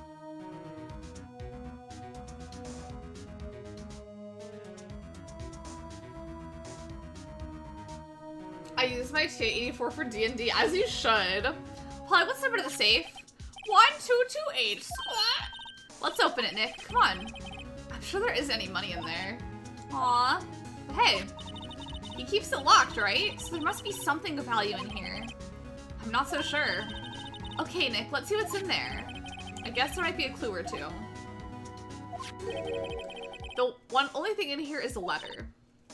A letter? Huh? Boring. There's no name or signature on this thing. It's handwritten in very precise, clear letters. Get your revenge on Miles Edgeworth. Edgeworth? Nick? Why would Mr. Edgeworth's name be on here? How should I know? I'm gonna read the whole thing. Get your revenge on Miles Edgeworth. It also says this is your last chance. Now is the time to get revenge on the 2 men who ruined your life. The rest of the letter goes on to describe the murder plot in detail. How to kill Robert Hammond, frame Edgeworth. Calling Edgeworth out to the lake, getting on the boat, firing twice. This is exactly what I figured out today in court. It's all here in perfect detail. What do you think it means? I don't know, but it looks like these are instructions for that caretaker. When he killed Robert Hammond and called out Edgeworth, he wasn't following instructions. But who could have written that letter? And what does it mean, to get revenge on Miles Edgeworth? Look, I don't know, okay? But one thing's for certain. This letter is an amazing clue. Yeah, that's very interesting. Nothing left in the safe. I wonder why the caretaker didn't take the letter with him. He left in a hurry, right? I don't think he ever came back here after the trial. Maybe I should take care of Polly, Nick. You probably shouldn't just kidnap her. The police know about her anyway. I'm sure they'll do something. Well, okay. Sorry, Polly. He says I can't take you. Great, now the bird's gonna hate me. Use kitchen much, you're right. I guess the whole pasta recipe was a lie. Wait, you thought he was telling the truth? I thought the pasta thing was the truth. Everything's cold, he hasn't turned the heater on. Has been back here since the trial. The fishing pole looks expensive. Maybe we should bring it to Detective Gumshoe.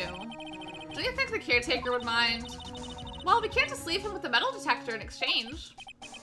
Maybe we better not.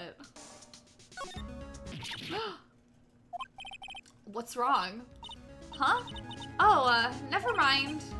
What? Tell me. Just, when I saw the TV, I remembered. They're showing a Pink Princess special this week. Oh. See, that's why I didn't want to tell you. Say, Nick, don't people usually put pictures of fish up on the wall to boast about them? Yeah, I guess so. You mean pictures of the fish they caught, right? Right. But don't all the fish on the wall here look really puny to you? Well, you know what they say. You should have seen the one that got away. Except the one that got away from us was the caretaker, if we did see him. Why do I feel like we're having 2 different conversations here?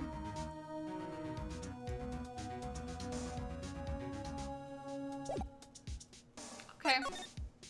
Let's go to Detective Gumshoe. Not Gumshoe, the other one.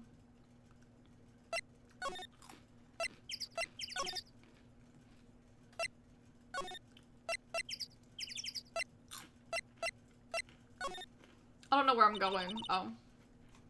1 day left. Yeah, I know. Well, no time to waste. Let's get going.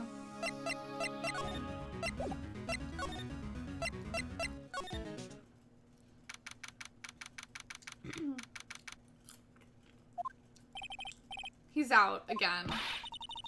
When does he work anyway? Now. Don't be harsh. Guess we'll have to come back later. Well. We'll talk to him. Welcome back with pasta. I hope the pasta's tasty. This is your last chance to impress me and to win a legendary legend all-star star battle.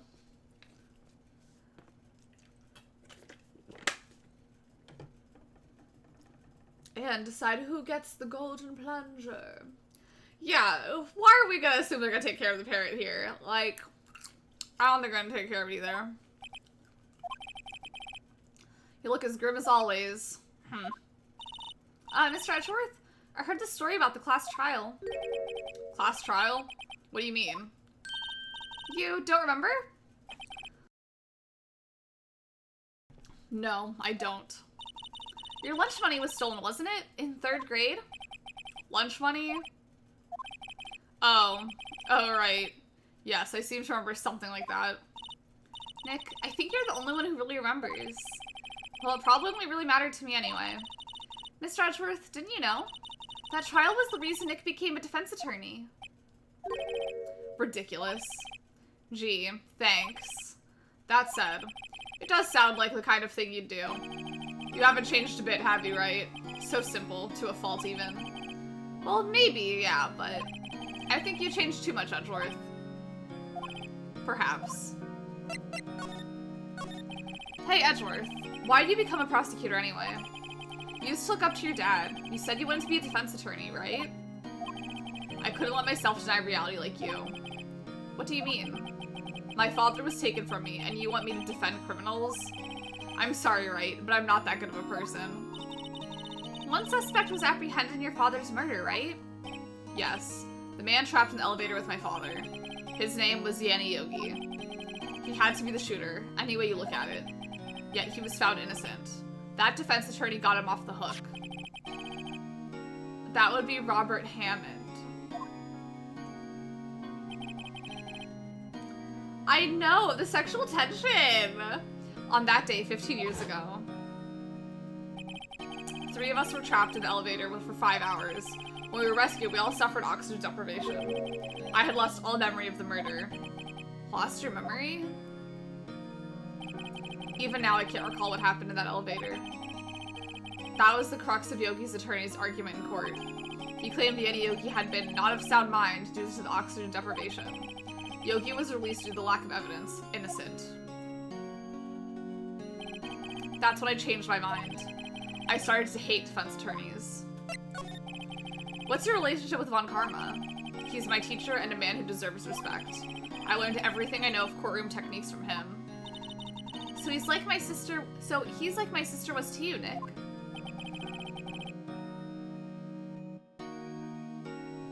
He is a perfectionist in all things. In court, in his personal life.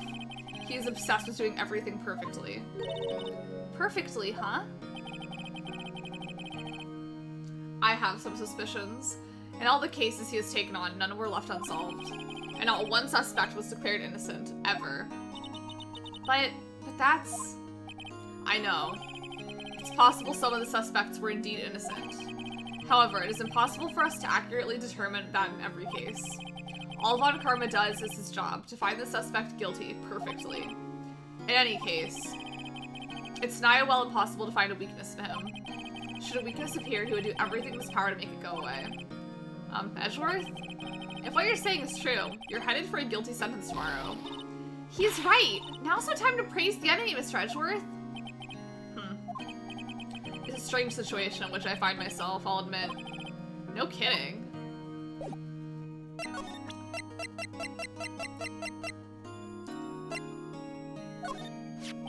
Edgeworth, see this letter? This came out of the safe in the shack where the boat rental caretaker lives. I see. Revenge on me? Who is that old guy anyway? I don't know. Could he be an innocent defendant you got declared guilty or something? Nice, right? But I don't remember that old man. Not at all. So he was following this letter then. Which means there was someone else behind it. Now is the time to get revenge on the 2 men who ruined your life. 2 men, meaning myself and Robert Hammond. It also says this is your last chance. Last chance. Wait, maybe.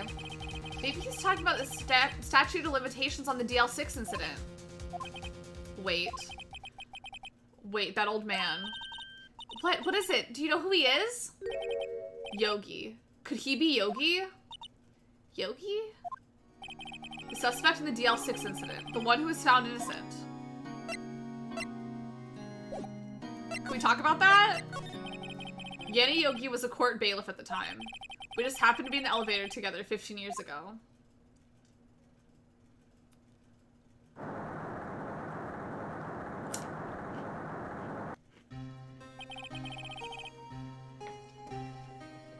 Hold on, I gotta take a drink. This is too much. The quake was incredibly strong. Before I knew it, everything was dark. We were there for so long, it felt like forever. The air thinned and the darkness closed in on us in that little box. We became unsettled. Help! I can't breathe! Quiet, I said quiet. You're not making this any easier. I want to get out! Help! Help to get us out! Don't shout, you're just using more oxygen. That's all I remember. When I came to, I was in a hospital bed, staring up at the ceiling. In court, Yanni Yogi's mental condition was called into question. They claimed the oxygen deprivation and stress has caused temporary insanity. In the end, the claim passed the court and Yogi was found innocent. Huh. But isn't that strange? The letter tells him to get revenge on Edgeworth.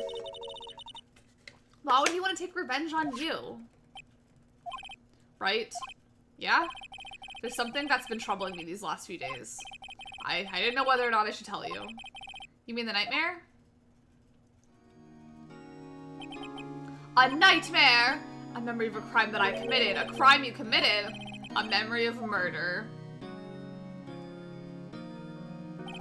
I think the time has come to tell all. For the last 15 years, I've had the same dream almost every night. I wake up in a fearful sweat every time. What kind of dream? It's a dream about my father's killing, in the dark. Help, I can't breathe! Quiet, I said quiet, you're not making this any easier. I want to get out, help, get us out. Don't shout, you'll take some more oxygen. I can't breathe. You're using up my air. What? Stop breathing my air, I'll stop you. Ah, what? Ah, what are you? Stop breathing my air. No, father. He's attacking father. Then I see the pistol lying by my feet. I don't know if it was evidence from that day in court or the bailiffs. In a daze, I picked up the pistol. Get away. Get away from my father.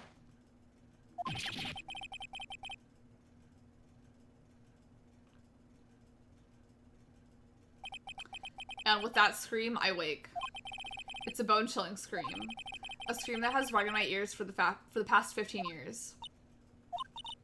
But that's just a dream, right? Right? That thought is the only thing that has kept me sane for the last 15 years. But what if I'm wrong? What if it's real? They say that sometimes people shut out memories in self-defense. Maybe it was I who killed my father. What? If you think about it this way, this letter makes sense. Get your revenge on Miles Edgeworth. Think about it. Yogi was really innocent. That's why he wanted revenge against me. Wait, Edgeworth. You mean... It was me. I was the true criminal of DL6. I shot my father. This is bad. What are we gonna do, Nick? What can we do? I don't know. I don't think there's anything we can do, like it or not. Yeah, like, he's still got the innocent verdict. All I can think of is because, where is it? All I can think of is when he was arrested, his fiance committed suicide, so that's my reason, like, even though he ended up being innocent, him still being arrested. About, like... Is he really innocent if he did try and choke the guy out, though? Like, there's still intent of murder. So...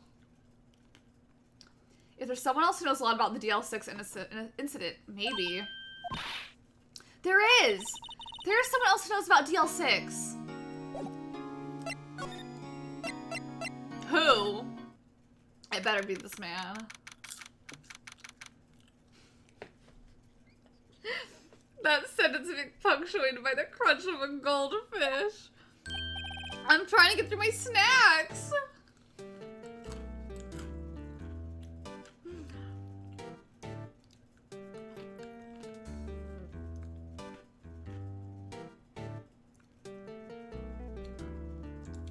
Let's just sit here and look at him while I munch, munch, crunch, crunch.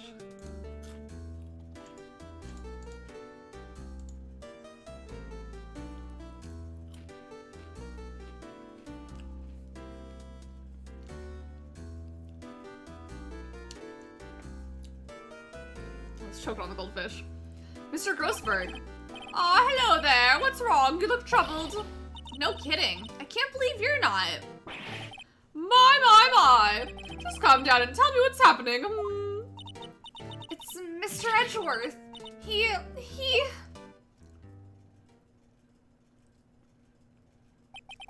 I see. So Edgeworth dreamt he shot his own father? It's only a dream. Only a dream. I wonder... What? If that's the case, then why do you two look so troubled? Well... Also, consider this. Yogi quite certainly holds a deep grudge against Miles Edgeworth. So deep, he would want to frame him for murder. This leads me to surmise that Mr. Edgeworth's dream was not a dream. It was real. As you imagined. Miles Edgeworth threw the pistol to save his father. The pistol fired, and the deed was done. No. I don't believe it. Yogi was suspected of murder and his career as a bailiff was irrevocably wrecked. Thus, he sought revenge on Miles Edgeworth. This was his last chance, of course, with the statute of limitations so close. What do you know about Edgeworth's father? He was a defense attorney without a peer. It sounds trite, but it's true. Well, he may have had one peer now that I think about it. Your mentor, Mia Fey. My sister? Gregory Edgeworth was very disapproving of Mr. Von Karma's techniques. That's no surprise. Von Karma is an extreme man. Forged testimonies and evidence are nothing to him. I'm just saying, if he's well known for forging evidence, why do we trust everything he says? The result, he has a perfect win record in court. To beat him, Gregory Edgeworth tried to call attention to his methods. And? He lost. And died in despair, as it were. Hi, Rich. Oh, to throw a gun. Just chuck it. Just throw it. I hope your day's going good. I see. When Gregory Edgeworth was killed, the police called on a spirit medium. That was your mother, Misty Fey. I am Gregory Edgeworth. I have been killed. The one who shot me was the bailiff Yeti Yogi. Yet Yogi was found innocent.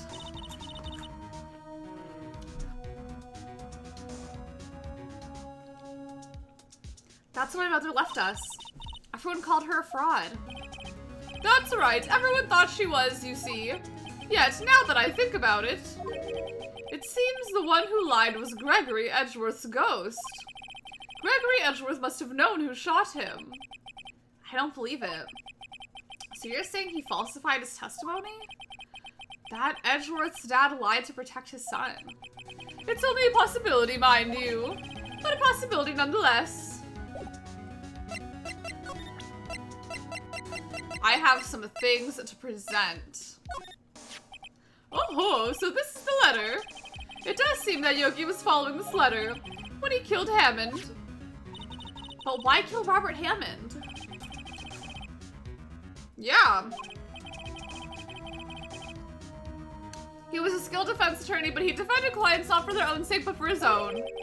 Huh? His own sake? He never trusted his clients, that one. The only thing he trusted was his own ability. But he got his client found innocent, so why should it matter? Actually, my dear, it is quite different. He won that innocent verdict for no one but himself. Yoki was a free man, but socially he was ruined. Huh? You'll understand soon enough.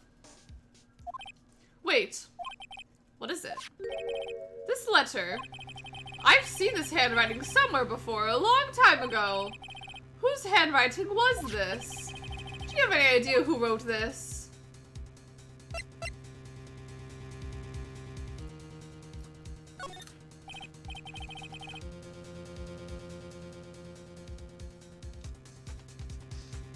Could it be Manfred von Karma? Von Karma? Why would he have something to do with this? Well, I'm not sure. Von Karma, Von Karma. Wait, you're right, my boy. I knew I was right. How could I be wrong? Wait, you're right, my boy. This is Von Karma's handwriting, I'm sure of it. I used to see it all the time on court reports. What? But that means the one who told Mr. Yoki to kill was... Correct, Manfred von Karma himself. What does this mean then? Why would Von Karma want to frame Edgeworth?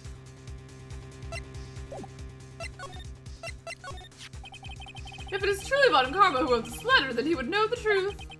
He would know that Miles Edgeworth had accidentally killed his own father. He'll say as much tomorrow in court, I should think. He'll press the point till the court finds Miles Edgeworth guilty.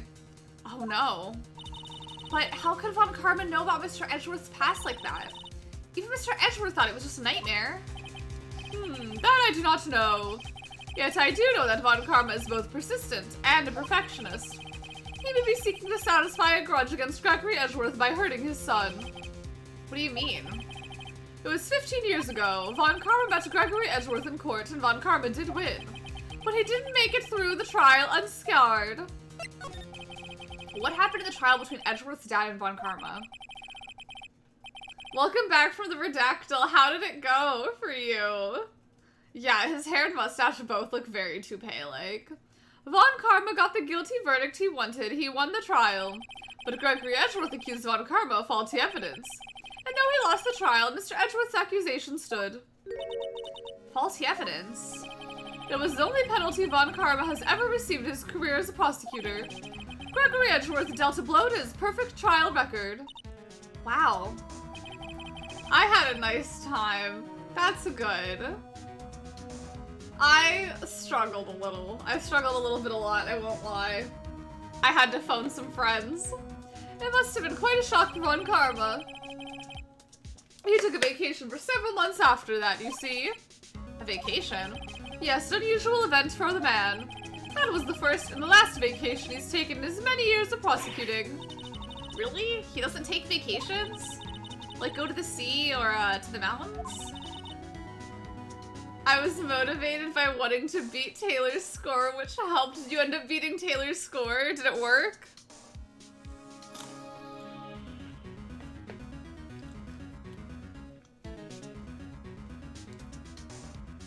Yes! By how many? Don't tell me he's never been to Europe. You have strange ideas about vacations, Maya. In any case, that was the only time I took a vacation from work. I believe the penalty upset him quite a lot. Odd, if he wanted to keep a perfect record so badly. Why would he take such a long vacation? What do we do, Nick? Von Karma's gonna bring up DL6, you can bet on it. But if Mr. Edgeworth pleads guilty to DL6, I won't let him. Yes, Mr. Wright. Sorry, the Rune Factory North America tweeted, and I was wondering what they said. Yes, Mr. Wright. I hate to say this, but even accidental murder is murder, you know. I know that. I just believe in Edgeworth's innocence. I can't believe he'd kill someone. But Nick, Mr. Edgeworth admits it himself. His father must have lied to protect him from beyond the grave. I don't care. I know he's not guilty. Mr. Wright, if you say so, I suppose I can go check again. The police files must hold something of interest. Mr. Grossberg, thank you. I can't promise anything. In fact, I think the chances of finding something are slim. I understand. The police materials, Can I present him with the police materials? I already have it.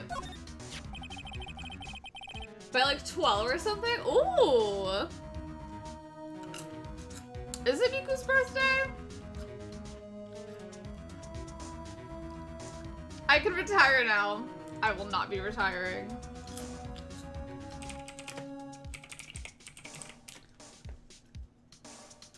No, it is not Miku's birthday.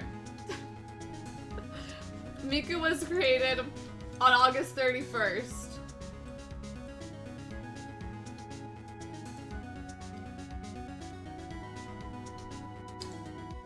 I don't know. Yeah, she has the same birthday as Suedon.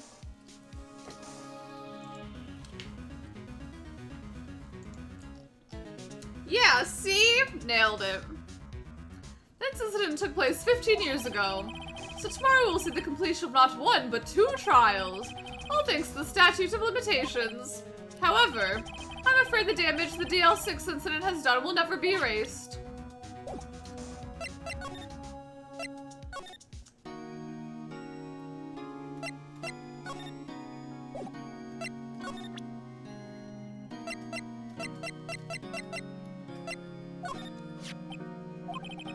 It was that case that changed my life. And tomorrow on December 28th, the statute of limitations runs out. Tomorrow, could that be a coincidence? But even if that is the case, even if the case finally closed on paper, it will never be erased from my memory. Never.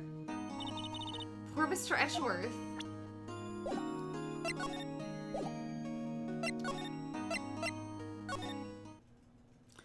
I don't know where else to go. There's hardly anyone here. Everyone must be out looking for the old guy. Oh, it's you. I don't think Gumshoe will be coming back today. He is staying out late looking for someone. Sounds like Detective Gumshoe is pounding the pavement for real. Well, we were wondering if we could check out the records room again. Well, now I can't have anyone wandering around in there. But I guess Mr. Von Karma's in there now anyway. You can go in as long as he's there. Von Karma's in the records room? Nick, let's hurry. Oh my god. Sweetheart, are you Miku? Gagged and gooped, I tell you. Gagged and gooped. Dusty as always. We were only here just yesterday. I'm sure they haven't had time to clean. What's wrong? Nothing. I was just noticing that he isn't here. He is not here, Von Karma.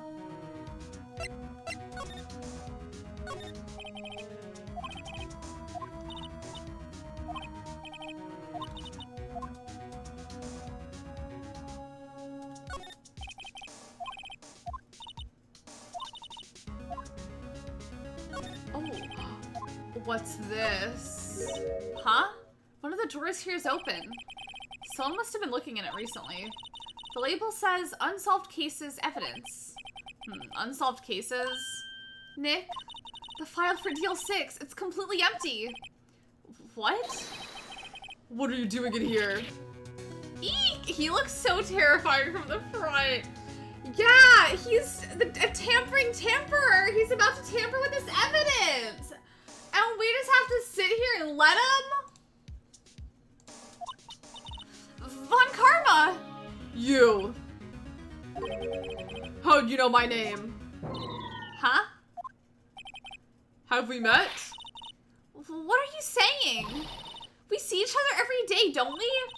We're Miles Edgeworth's defense team. Defense team? I beg your pardon. You see, I rarely remember defense attorneys. They're like bugs to me, needless things to be crushed. I can see how this guy was Edgeworth's mentor. Why is he sitting here like... Why is he sitting here like that? Mr. Edgeworth is your student, right? A romanticist who still can't shed that veneer of amateurism. Just like his father, always second rate. Mr. Von Karma, you had an axe to grind with Mr. Gregory Edgeworth, didn't you? Me, a grudge against a mere defense attorney? Why? Because he dealt a blow to your otherwise perfect trial record. Huh. So you did, but what I don't get is...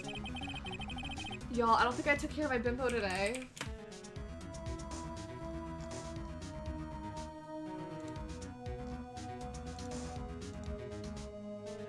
She's gonna be at work for the next 4 hours. I don't like him. Yeah, is this his way of flirting? Because it's not working. Yeah, not Mr. Von Karma, the tamperer, trying to tamper the evidence while tampering it. I know my bimbo's unkempt. She's unkempt. Why'd you take his son under your wings afterwards?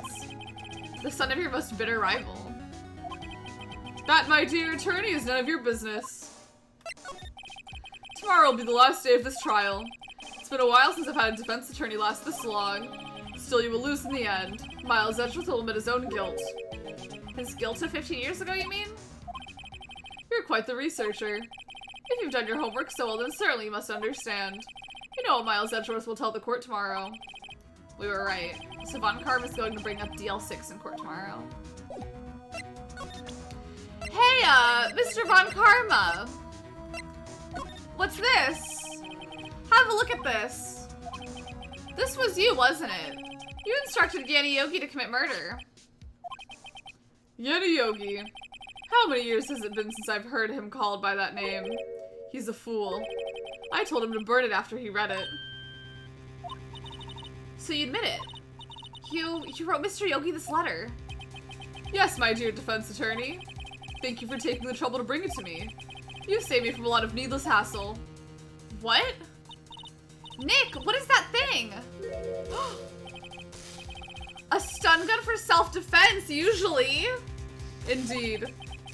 600,000 volts will course through your body like a dog touching electric fence. 600,000? Oh, don't worry. People don't die from it, usually. Now give me that letter. No! No! Whoa, what are you? Nick, run! Ah! Maya! Out of my way. Wah!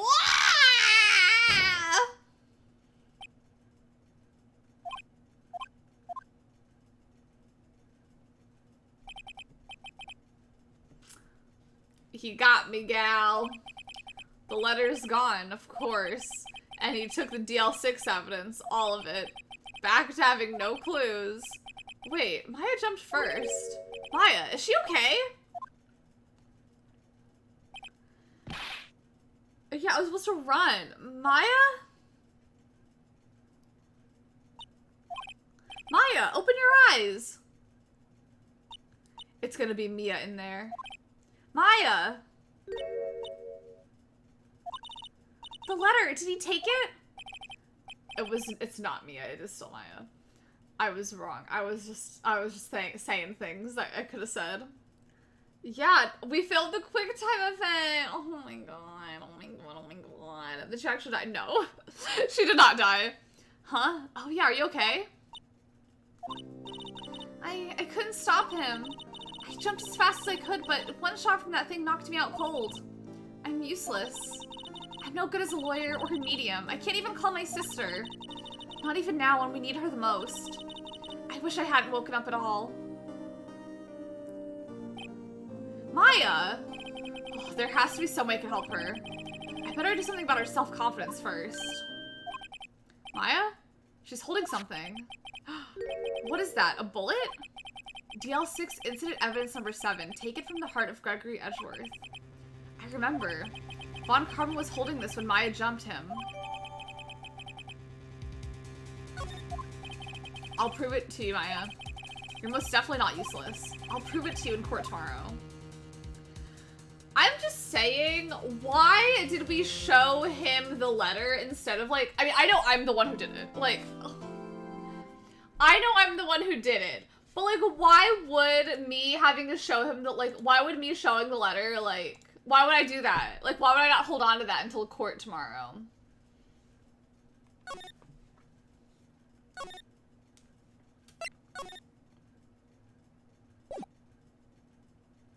I'm gonna run to the restroom when music starts playing and also grab another drink of water. Alright, I'll be back in a minute. Yeah, they never said he finished at the top of his class. Yeah.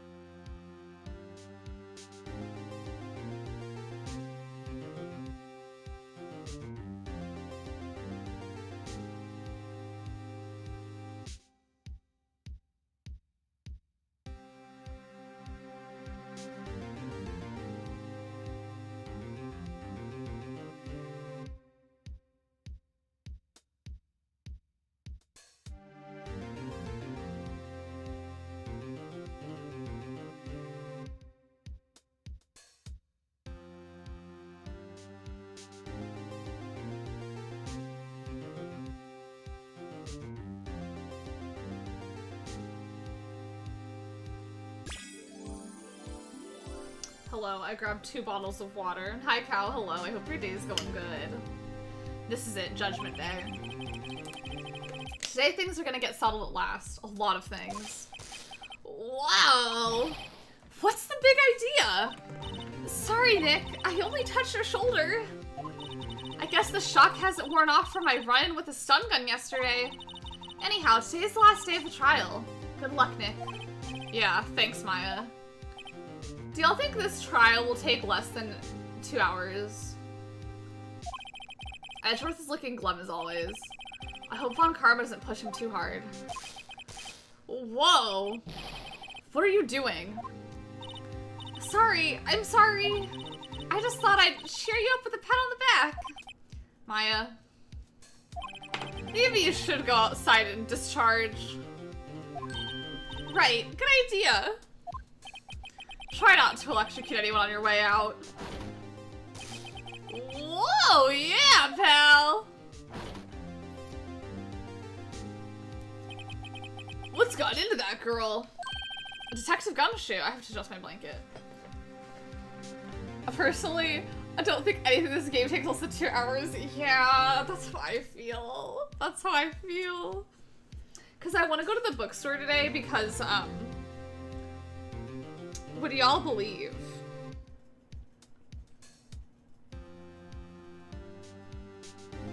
Hold on. Would y'all believe that, one of the bookstores I go to is closing, in about less than a week? So, I think I will go there today and get as many things as I can. I can read? Shocking.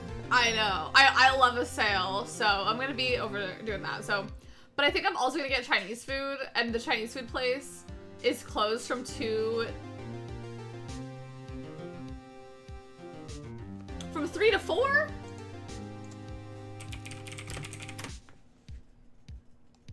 Yeah, closer to 3 to 4, so yeah. Detective Gumshoe. Morning, Mr. Edgeworth?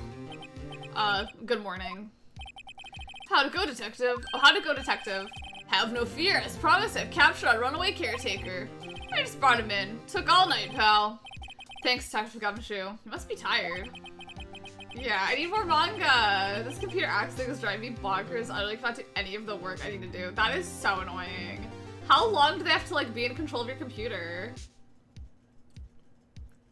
Actually, after all that shock, I got all on the way in. I feel pretty good. Hyoki says he's forgotten his own name, but that has to be a lie. Why would he want revenge on Edgeworth if he couldn't remember his past? He does remember, and I'm going to prove it.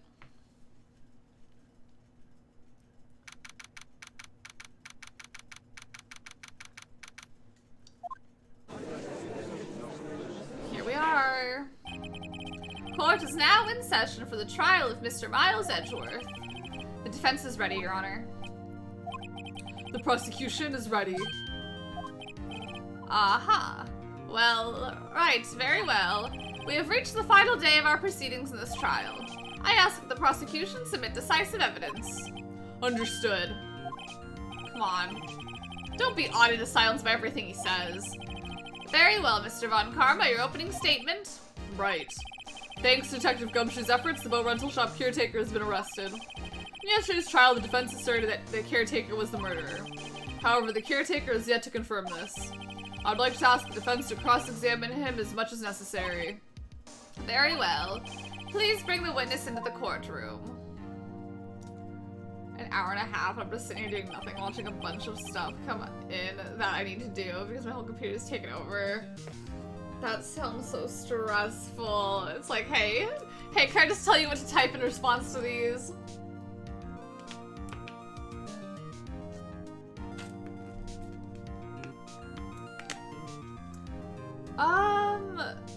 Yeah, the guy who had the pasta shop is arrested. Hi, Kevin from work lunch. I hope that the sweet release of death meets you soon. I hope that work goes as good as it can after your lunch. Ladies and gentlemen of the court, I believe you all remember our witness. He lives in the boat rental shop on the lake from where he witnessed the incident. In addition, he's currently lost memory of his name and identity.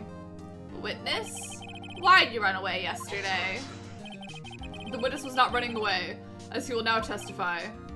I see. Very well. Please begin your testimony.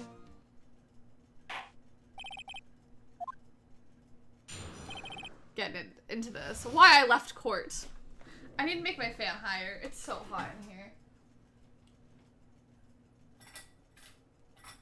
I'm just gonna put it on the highest setting. I'm really sorry about just leaving yesterday like I did, but I wasn't running away or nothing. I went to buy some food for Polly, see? I figured I got nothing to do with the incident anyhow. I mean, I need one of those motive things, right? And I don't got one. And my testimony yesterday stands as is. I don't remember the voice I gave him. Very well. Let's begin the cross-examination, shall we? He has to know his name. Yanni Yogi. You're Yanni Yogi, and I'm gonna prove it. I will get to the bottom of this. Polly is the bird. She's the pocket. She is the bird, yeah. I'd call it what you did running away and not just leaving. You heard Larry's testimony and realized you were in danger. Now, Mr. Wright, there's no need to rush to conclusions. As I said, the witness was not running away. Listen to the testimony. He sure seems relaxed. In fact, they both do. Von Karma and Yanni Yogi. Then why'd you leave? He was just about to say why. If I stayed quiet, Edgeworth would be guilty in 3 minutes.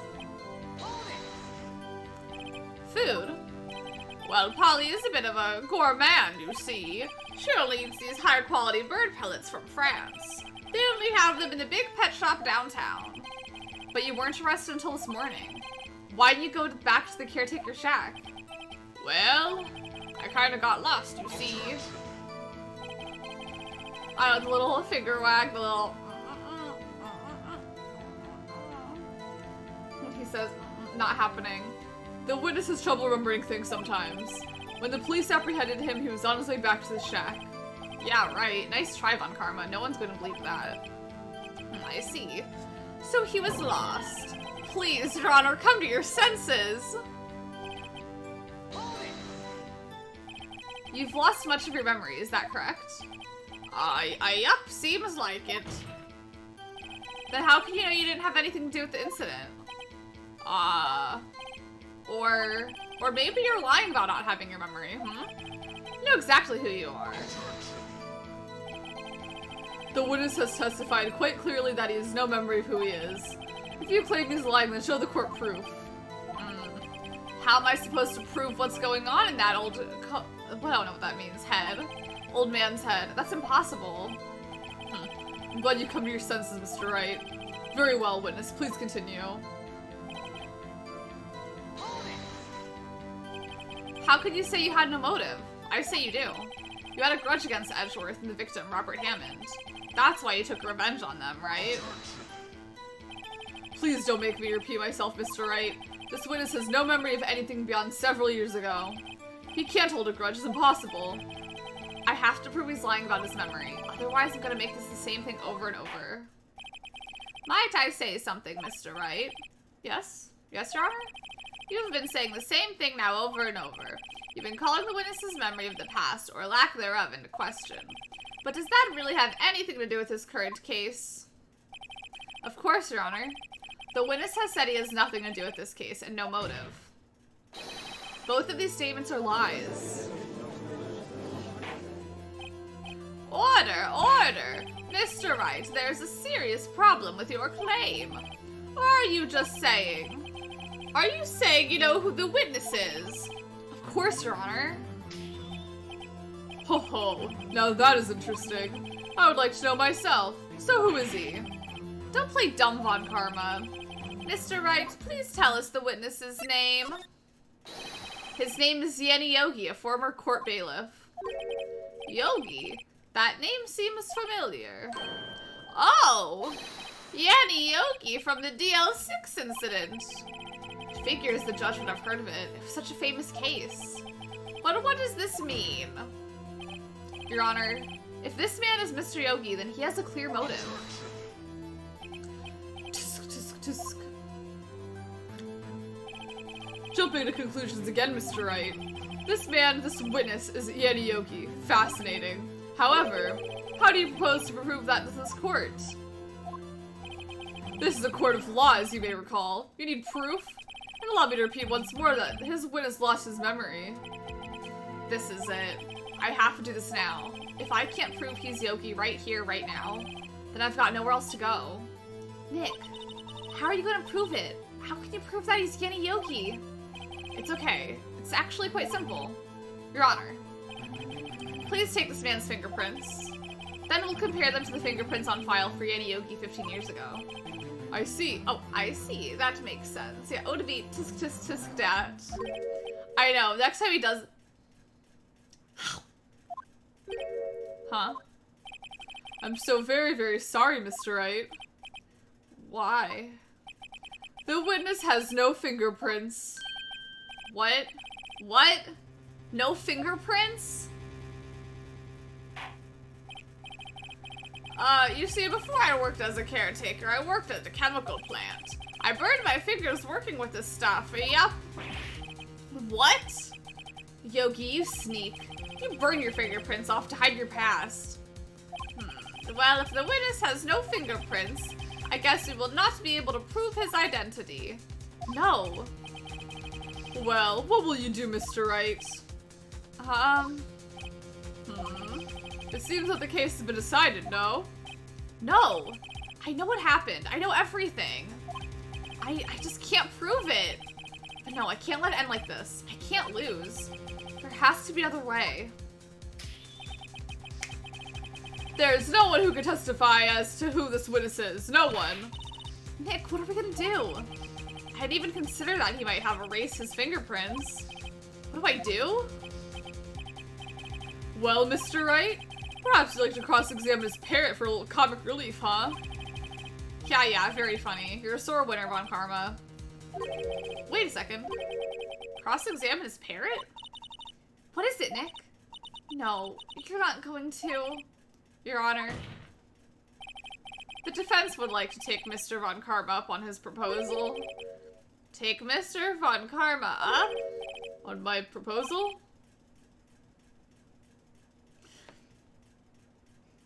I wish I had no fingerprints, so you could commit crimes.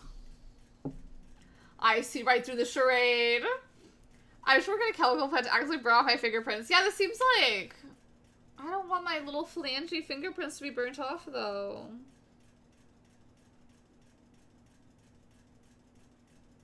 I need to put lotion on my hands. I cannot believe the parrot's gonna be a witness. I should have seen it coming. She has more sense. Exactly, Your Honor. I would like to cross-examine the witness's pet parrot. Hi, KB. We're in the middle of a trial. We're accusing someone of murder.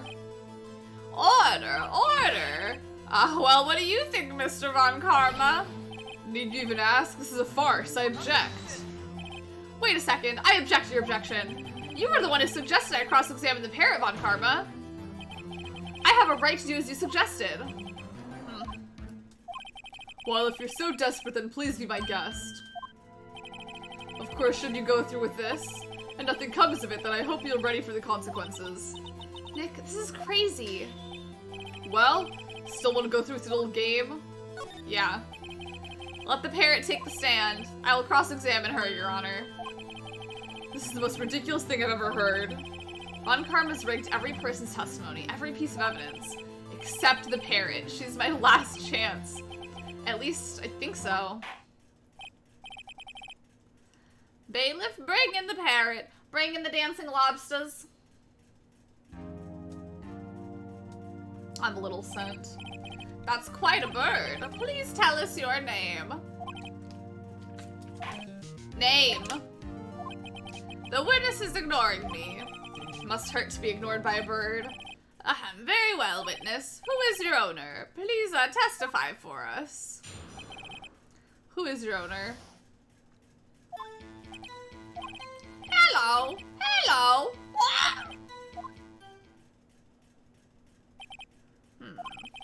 Certainly the most concise testimony we've had so far. Very well.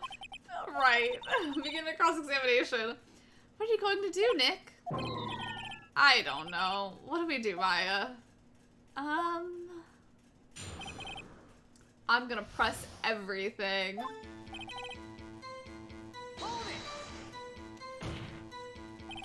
Witness. You can't just say hello and expect us to get anywhere. I want you to testify. Maya, you talk to her. Right, what do I say? Have we forgotten something? As I recall, 2 days ago... Polly, have we forgotten something? What? Don't forget DL6. If I can get Polly to say that here, that'll prove that the caretaker had something to do with DL6. Polly, have we forgotten something? Hello. That's not what you're supposed to say. We forgot something. Hello. Uh-oh, it's not working, Nick. She won't say it. This is ridiculous. Why won't she say it? Something the matter, Mr. Wright? Wait. Don't tell me Von Karma expected this. He couldn't have retrained the parrot, could he? Did he train her not to respond when we asked if we forgot anything? I guess we should try to get some information out of her.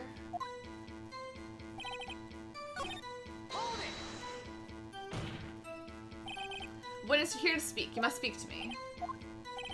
Frankly, I can't believe you're speaking to the parrot. Well, I guess we should try to get some information out of her.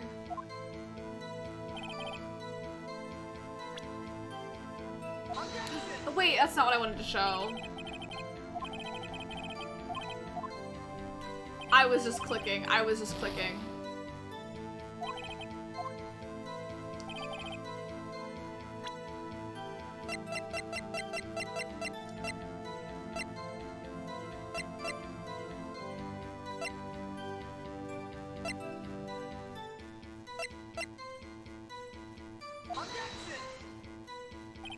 Y'all, I'm flopping.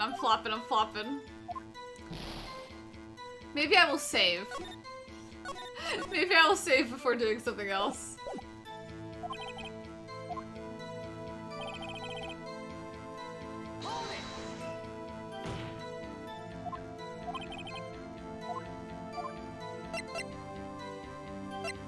What's your name? Maybe I should get her to say her name. Polly, what's your name? Polly! Mr. Wright, I think we've established that the parrot's name is Polly. Does this have anything to do with her owner's identity? Of course! Yes, it does. Huh. Fascinating. You claim the parrot's name will prove her owner's identity. Then show us this proof. Nick, don't you think you're taking this bluff a little too far? Listen, we're not here to answer the question of who is the caretaker. We're here to prove that he is Yanni Yogi. All we have to do is tie the name Polly to Yogi. Your Honor, the proof that the parrot's name reveals the caretaker's identity is...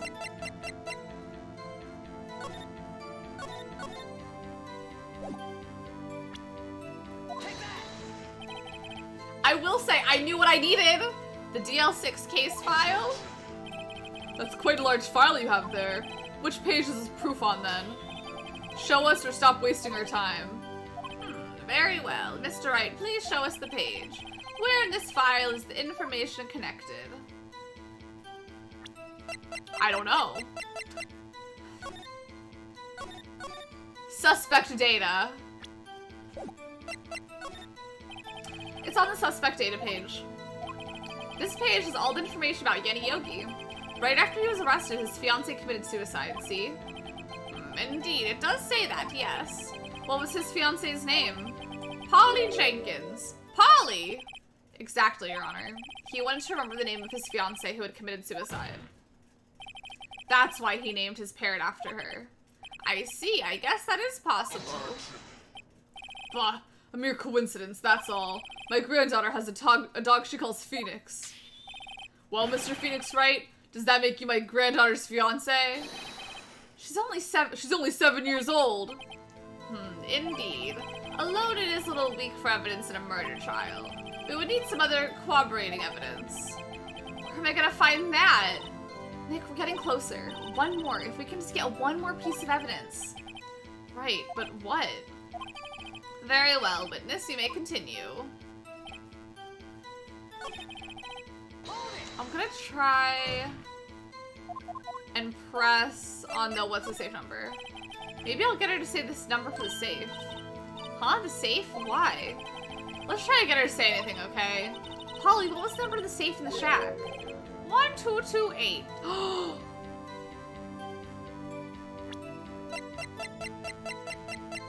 Y'all. That's the date of the thing! My, what a reckless parent. Well, Mr. Wright, you aren't claiming that this number has something to do with the caretaker.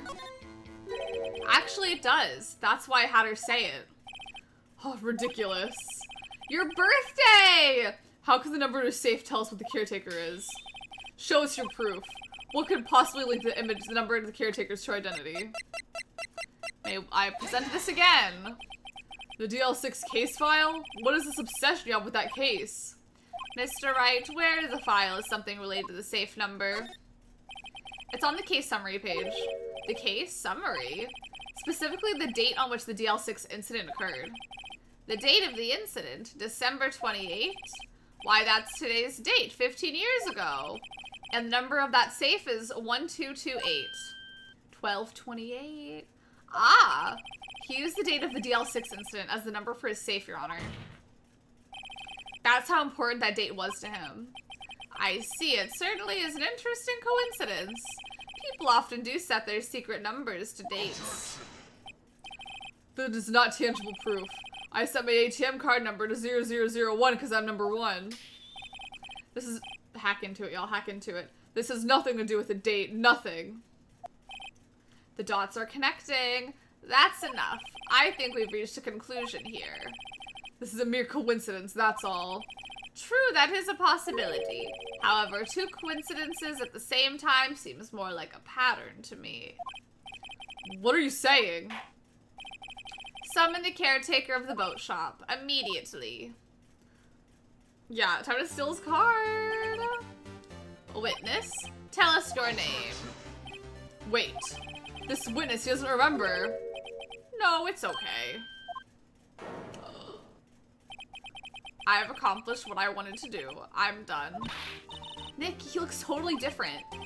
This is the real Yogi, I think. Finally. He's been acting feeble to hide his true identity. Acting for 15 years. Well, let me ask you again. Please state your name for the court. My name is Yanni Yogi. 15 years ago, I served as a bailiff in this very court. Yeah, why is like this is pin number? Order, order. Yanni Yogi. So was it you who killed Robert Hammond and tried to frame Miles Edgeworth for his death? Yes, it was me. I did it. They put me on the witness stand 15 years ago. Robert Hammond, he said I was mentally unsound. He told me it would make me innocent, get me off the hook. So I pretended to have brain damage. I was innocent, really, but he didn't believe me. We won the trial, but I lost everything. I lost my job, my fiance, my social standing. Then this year, 15 years later, a package arrived. It was a letter and a pistol. The plan was written out in careful detail. It was a plan for me to take my revenge on the people who ruined my life.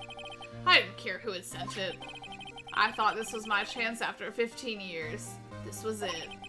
Finally, a chance to have my revenge on Robert Hammond and Miles Edgeworth. I have no regrets. Wait a moment. Revenge? Against Miles Edgeworth? What do you mean? I'm not at liberty to speak on that matter. Why don't you ask Mr. Edgeworth yourself?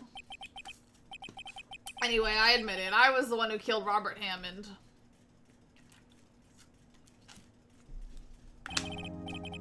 Von Karma, where is Mr. Yogi?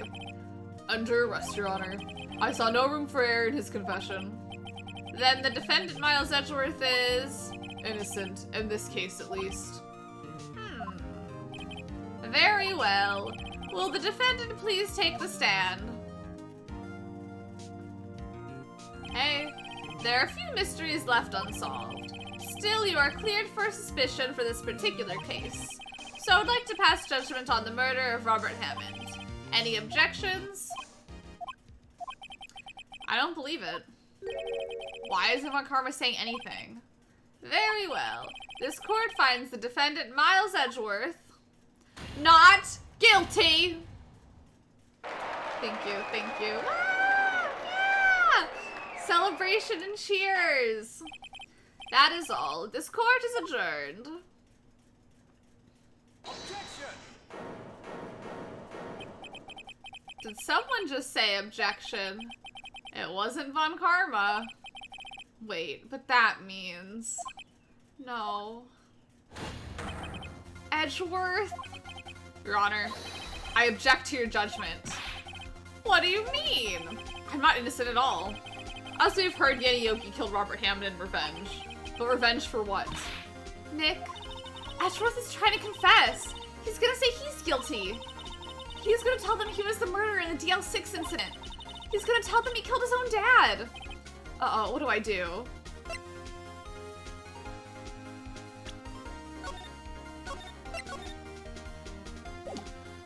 I'm gonna leave it to Edgeworth. No, I'm sure Edgeworth thought about this one long and hard. This isn't my place to interfere. Nick, are you sure? There's nothing we can do about it. This is his problem now. Yeah, I saved my game. For 15 years, I have had a reoccurring dream. A nightmare. It's only a nightmare. That's what I told myself. But now I know it wasn't a dream. Yogi wasn't the killer. You mean, in the incident where your father died? From the distance of the shot, it wasn't suicide either. Everything was as clear as day. The murderer. The criminal in the DL6 incident. It was me. Your Honor, I confess my guilt. I am guilty for DL6, the statute of limitations of which ends today. The culprit is me. Order! Order! This is certainly unexpected. The defendant declared innocent is confessing to a different crime. A crime for which the statute of limitation runs out today. It's not really sure how I should deal with this. Bah. It's obvious. We hold a trial right here, right now. We tried this man for his crime of 15 years ago. I think I would like to take a 5-minute recess. During this time, I will consider the appropriate course of action to take. Court is adjourned. Rich, you could cosplay him because he's bald. I'm sorry, Wright. I just wasted all your effort. Mr. Edgeworth, I don't believe it, sir. I don't believe it, sir. I mean, you killed your dad? I didn't want to believe it myself, detective. But it's the truth. I deserve to be punished. Murder is murder, no matter what the circumstances. This is crazy! Just crazy! Nick, what are you doing? Huh? Oh. I was just reading through the court record once more. I'm getting my case ready. Your case for what? Huh? Isn't it obvious? I'm gonna prove that Miles Edgeworth is innocent. What are you talking about, pal? He just admitted to it. He confessed that he did it. In court. I'm sorry, Edgeworth. But I don't believe your nightmare. What? It's just a dream. It's not real. The truth is right here, in this court record. In any case, tighten your belts. The real fight is just beginning. I'll prove you're innocent. Trust me. Right.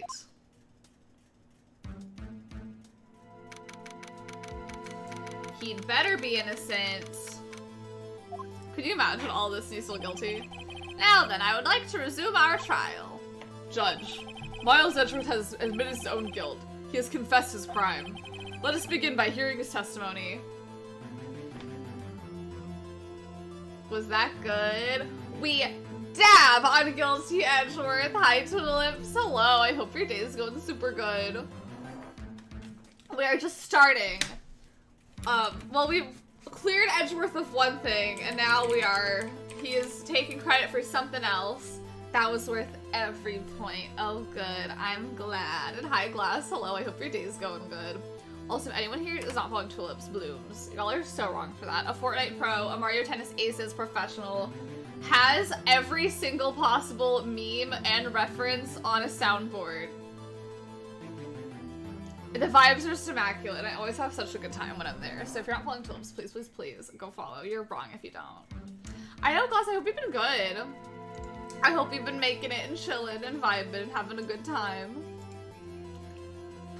Let us begin by hearing his testimony. Then, though pointless, let the defense do the cross-examination. The statute of limitation on the DL6 incident runs out today. Though it's unconventional for me, I'd like to run this one by the book. Hi, PC back. I never thought it would feel so nice getting back to work. Oh my god, get that work done!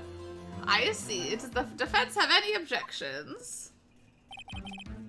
No, Your Honor. Von Karma, you knew this was going to happen from the very beginning, didn't you? I think you did. Very well. Well, Miles Edgeworth, take the stand.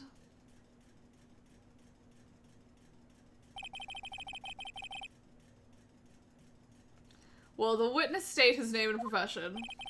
Miles Edgeworth. Oh, Miles Edgeworth. I am prosecuting attorney. Thank you so much for that burger. I feel oh so hamburgered and snacked. I take my drink. It's not the same as a burger, but Mr. Edgeworth, 15 years ago you mistakenly killed your father, Gregory Edgeworth.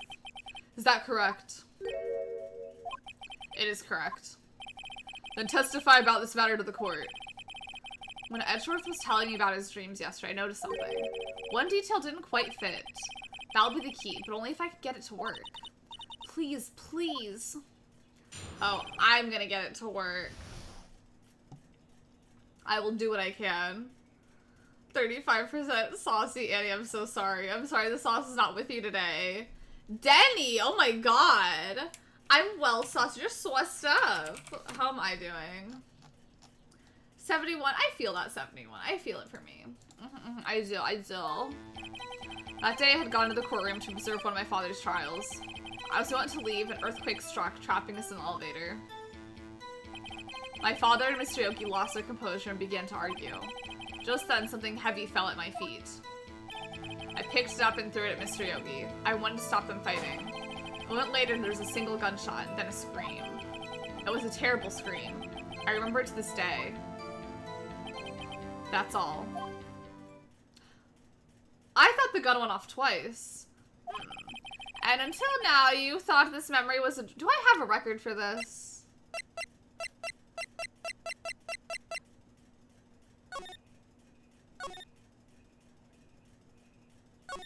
The murder weapons fired twice. We were stuck in the elevator for 5 hours. The oxygen in the elevator ran out, and I lost my memory of the events. Well, the same claim Mr. Yogi had made. Very well. Mr. Wright, your cross-examination now, please. Yes, Your Honor.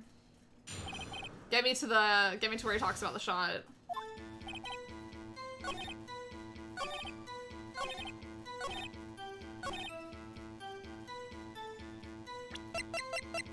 This one piece of evidence is getting me through this entire trial.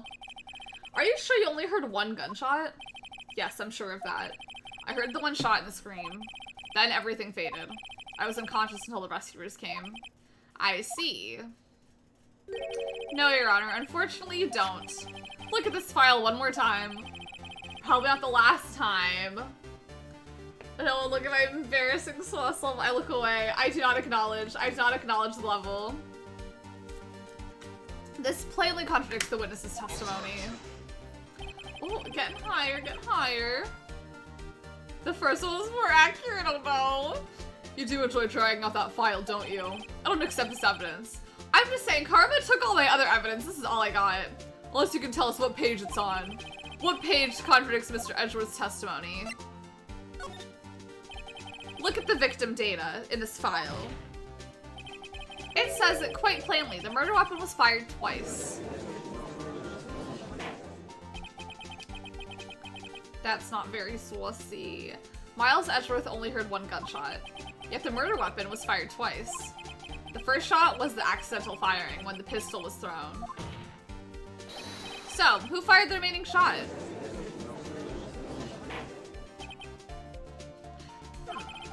Was there perhaps another shooter who fired the second shot? Your Honor, whatever. This incident occurred 15 years ago. The evidence is dated. The pistol did fire twice. However, we do not know when the second shot was fired. It might have been fired the day before the incident. There is no proof that the second shot had anything to do with this incident. What? I see, I see. You do have a point, Mr. Wright. The murder weapon was fired twice, as we have heard. One of those shots was fired by the defendant, a boy at the time.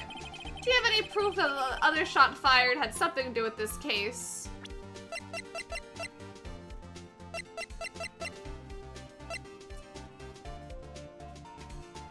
Yeah. Why not? Your Honor, I think I'll be able to show you some proof. What? Impossible. Now, Mr. Von Karma, save your surprise for after you've seen the evidence. I do. Hold on. I just want to read this.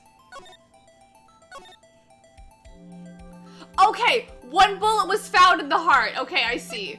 Okay, I see how this is the evidence because this is the other bullet. Mr. Wright. Well, wait, was it? No, it's the same one. It's the same one. Mr. Wright, please think how we feel having to look at this evidence at this time again. Every time you show us ridiculous evidence, I feel well mocked.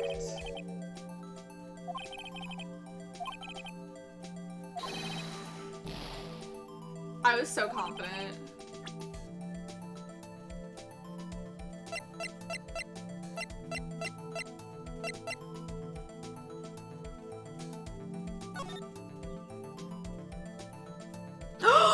There's a bullet hole!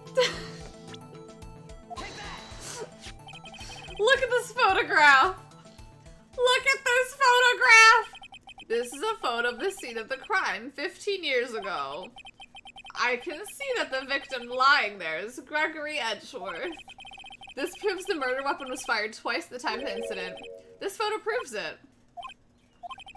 So let me get this straight. This photo proves 2 shots were fired. Where? Your Honor, please get a clue.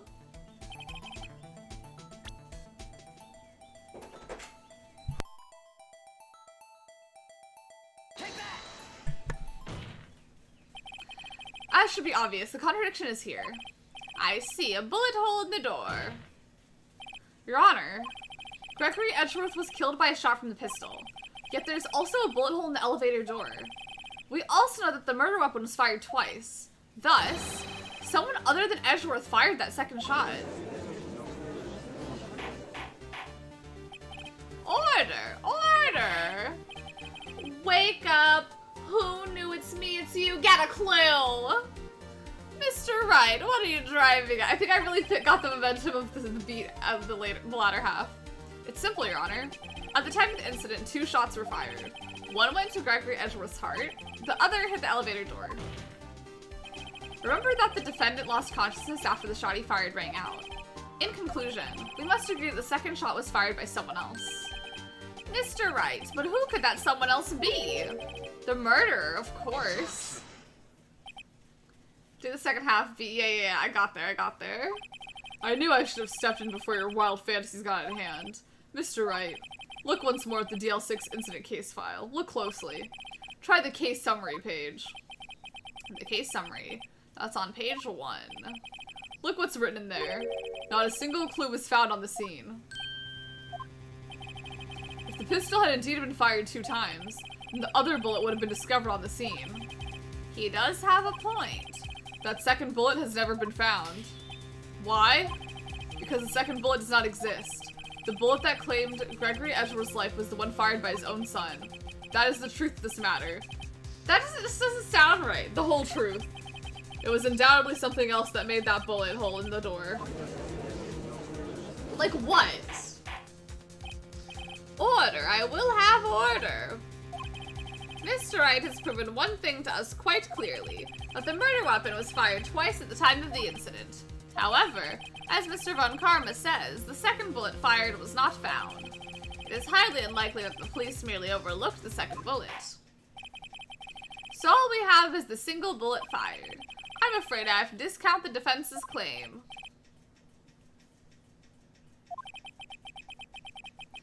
I praise the judge for his wisdom in this matter. Can I offer up a really fair counterpoint? Could someone have not, like, picked up the bullet and put it in a pocket? How'd this happen? I don't believe that the second bullet didn't exist. Was I wrong?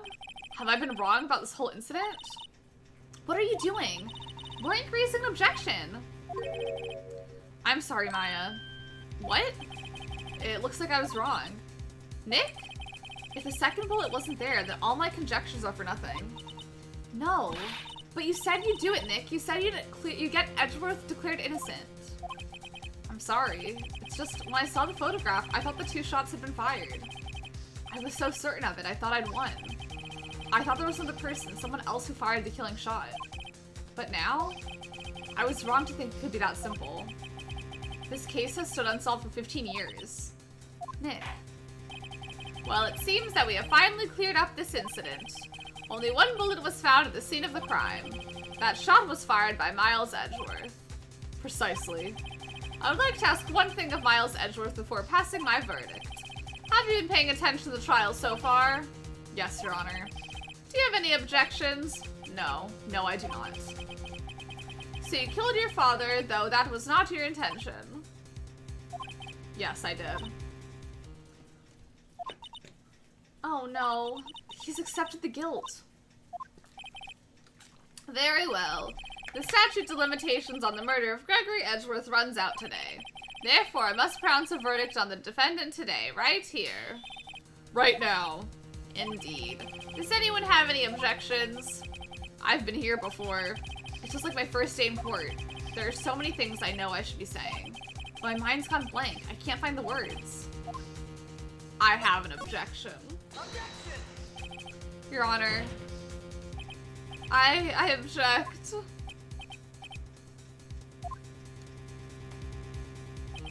Mr. Wright, on what grounds do you object? Oof. Nick? I don't know. His case is perfect. Oh no. Ugh. It must exist. The second bullet. What? What'd you just say? Nothing. The second bullet must exist? But where? Someone took it. Someone took it? It seems waiting is not going to produce use of any answers for Mr. Wright. Wait, Your Honor. That second bullet, it existed. What? But we've just heard proof that it did not exist. I've realized that, Your Honor. I'm really grasping here. It's just someone took it from the scene of the crime. That's what happened. But who? The murderer! The murderer? Then tell us, just who is the murderer? I'm still thinking about that one. So the criminal took the second bullet, but why? Huh? First of all, how would they have found it? It's not easy to find a stray bullet, Mr. Wright. Was there some pressing need for the murderer to search for the bullet? Yes. Of course there was a need. That's why they took it. What possible reason could they have had? Well, the reason the murderer took the bullet away from the scene with them...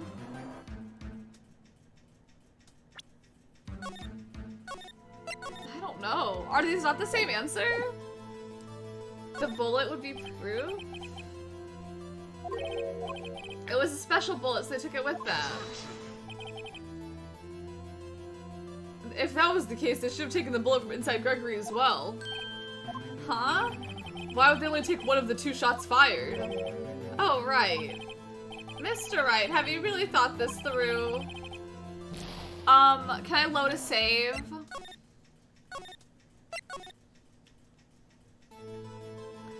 The murderer was cautious. Well, the murderer was a very cautious sort, you see.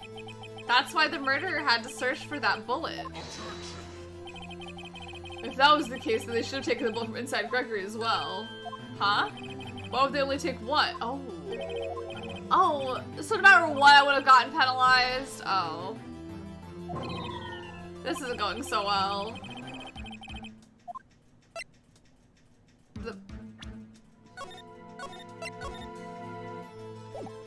The murderer didn't need it.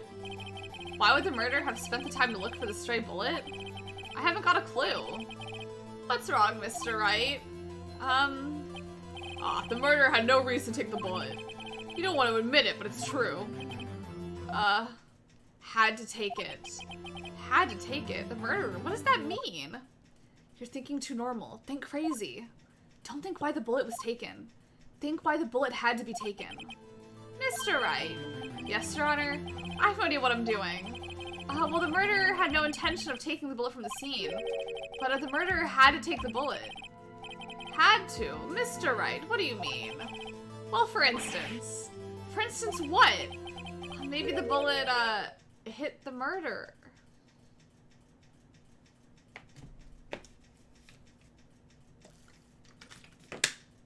What?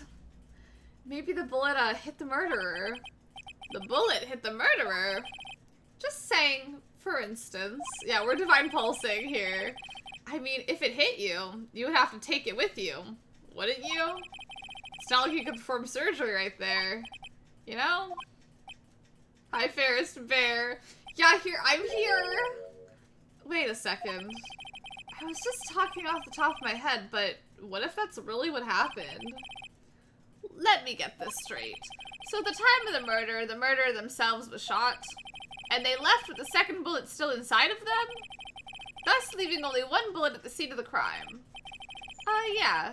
I guess that's how it would work, yes. But there's a problem with that. The other two people rescued from the elevator, Miles Edgeworth and Yanni Yogi, were both unharmed. So that would mean the murderer came from outside. Yes. What? The two men fighting inside the elevator. Trying to stop them, the boy picked up the pistol at his feet and throws it. The pistol discharges and the bullet goes through the elevator door and hit the murderer outside. The boy loses consciousness. Then the murderer opens the elevator door and sees the men inside.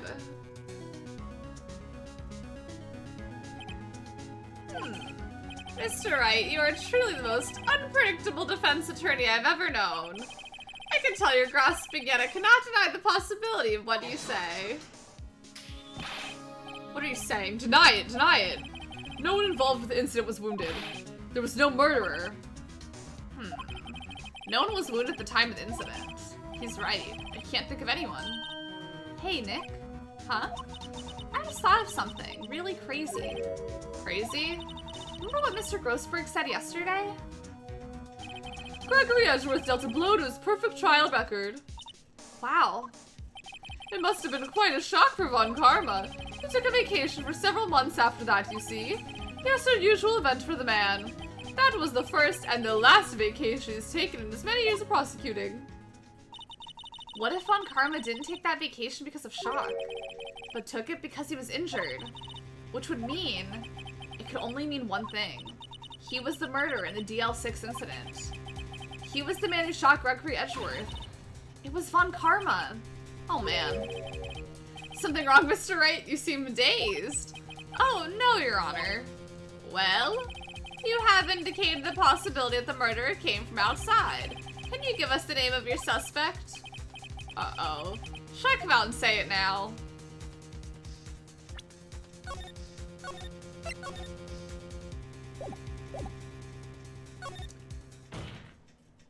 Your Honor, there is a suspect, one lone suspect. Well, this is certainly interesting news. Very well, Mr. Wright. Who is your suspect? My hands are shaking. What? Von Karma. Von Karma?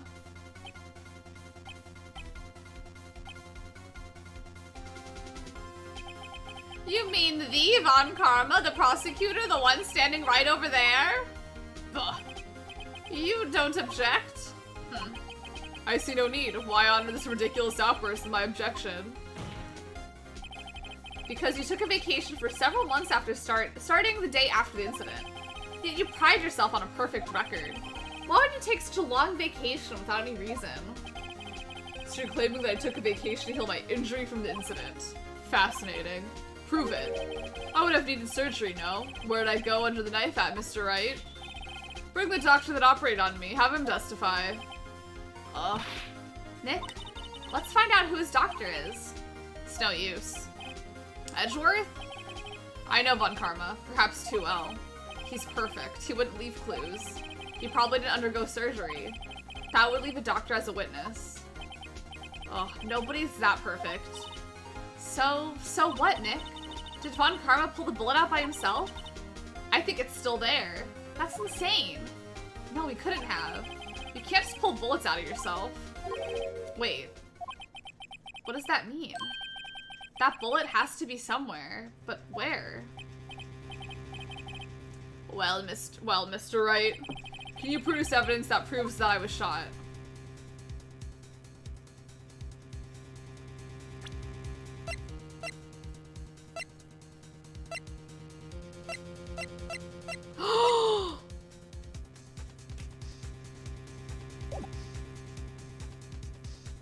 I think I can actually do that, yeah.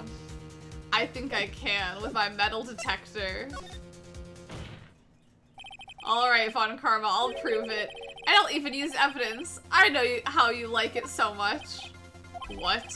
The evidence that proves Von Karma was shot is... Von Karma is perfect. He wouldn't risk surgery leaving evidence trail. So then I ask, where's that bullet now? I think it's unlikely that Von Karma performed surgery on himself. You don't mean... I do. There's the possibility that the bullet is still inside Von Karma. Oh, to be Elwood's. I love my Elwood's fantasy. Can someone mod this game to give Ace Attorney? Can someone mod this game to give Phoenix Wright a pink suit? Yeah, this is why you can't get your hair wet after per moment. Is that even possible after all these years? Well, there's one way to find out. We can use this metal detector. Anyone who gets perms as much as you would know you cannot wash your hair for 24 hours. Yeah, why is it a legally blonde game? Well, Von Karma, I'm gonna run this over you and see what we find. I refuse. You refuse? But refusing this means... You acknowledge that the bullet is still inside you. I have my metal detector. Order, order, order! Your Honor, the defense requests that we be allowed to use the metal detector. Judge, I call for suspension of the trial. This is an invasion of privacy. The statute of limitations runs out of this case today. It was you who said we had to end it right here, right now. Not so... we should put this off till another day now that he's getting accused. Enough. I permit the use of the metal detector. Mr. Von Karma, you will submit yourself to testing. Nick, what does this mean? I don't know, but we have to give it a shot. Yeah, just say he has a heart device. What's that beeping? It reacted. Something inside his right shoulder. The bullet. I'm waving my metal detector. Mr. Von Karma. You. It was you. It's his right shoulder. Never mind. Oh yeah, because the heart's on the left. And it would not be in the shoulder. Good morning, Ace Attorneys. Hi, Jess. Good morning. We're solving a murder. And we're accusing Karma. Which, Karma got him. I was afraid this would happen, and so I remained silent. Indeed, there is a bullet in my shoulder. However, it has nothing to do with this incident. What? I was shot in the shoulder long before the DL6 incident. I claim that the bullet in my shoulder has no relation to DL6. But Mr. Von Karma, can you prove that? Prove? I have no obligation to prove anything.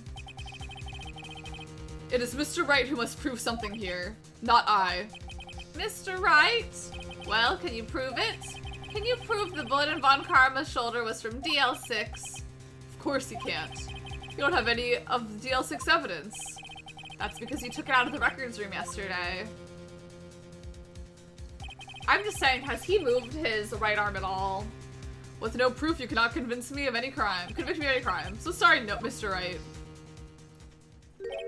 No, I'm the one who's sorry, Mr. Von Karma. What? You were close. One day away from freedom. But you see, I have proof. Karma slash or pass. Pass! Pass! Hold on. I think it's important that we see what he looks like from the front. You can't judge a book by how they look at a 3/4 angle. As someone who streams from a 3/4 angle, you have to see how they look head on. When I'm on Big Brother, I want y'all to know, when I'm on Big Brother, you have to like sit and face the camera in like the confessional diary room. I'm gonna sit like this. I'm gonna talk like this to the camera when I'm on Big Brother. And if they say look forward, I'm gonna say no. And this is how I'm gonna constantly just be talking to the camera. I'm be like, oh my god, can you believe that happened? And that's my story, thank you. That's my story of when I'll be on Big Brother. I'm not letting him get confessionals of me head on. Yeah, 3/4 angle saves lives, but not Karma's. Okay, smash from 3/4 angle, but pass. He has to look at you from a 3/4 angle. He's gotta look at you like that. What? Who would have thought you would dig your own grave trying to convict Edgeworth? I can link that bullet in your shoulder to the DL6 incident. Can I? Hi, Jay. Yeah. No. No, not me. I hope your day's going good. Yeah, me, like, I walk into I sit down. Hi, Julie. I would like to evict whoever I'm not rooting for. I don't know. I don't know who's in the house with me. I can link that bullet in your shoulder to the DL6 incident. And here's my final proof.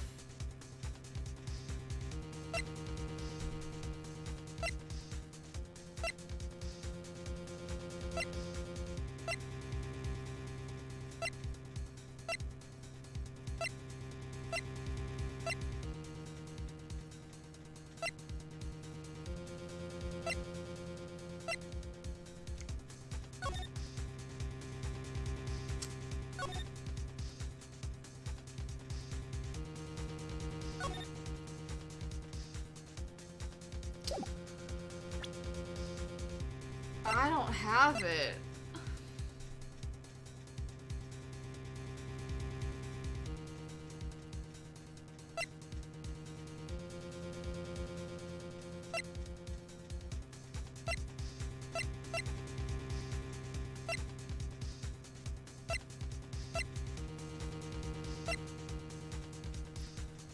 I can't save from here. I have to present something.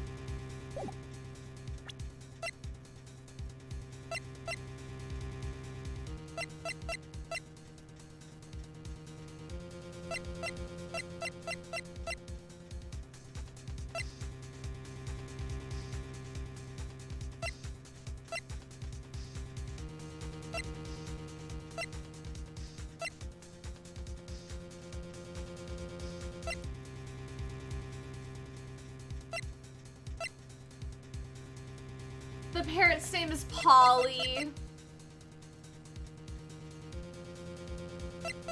Miss Polly.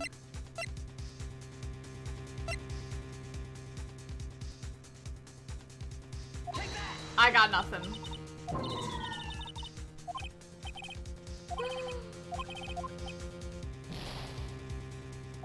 I had nothing.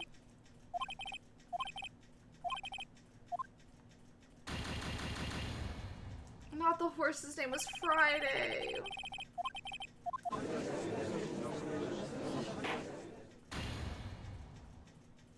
I hope I don't have to load my save. What's the autosave?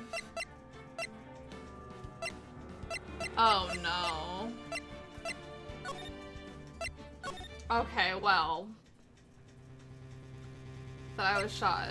Show evidence. Okay.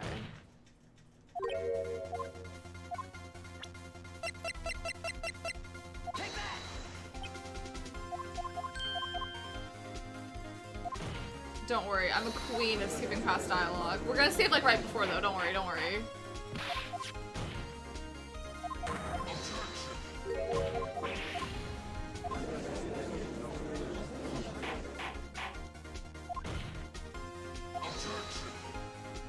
Oh my god. Objection! Objection!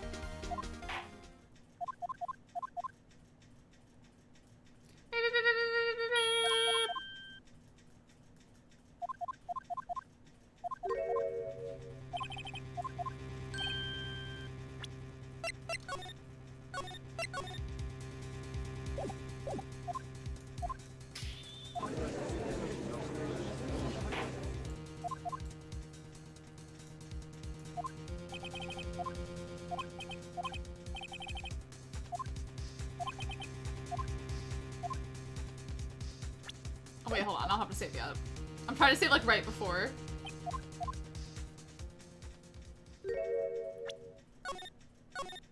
Okay.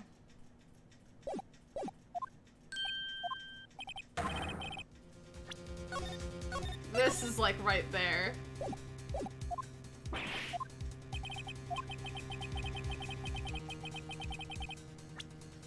Okay, sorry I keep saving, but I wanted to have to go through as little dialogue as possible.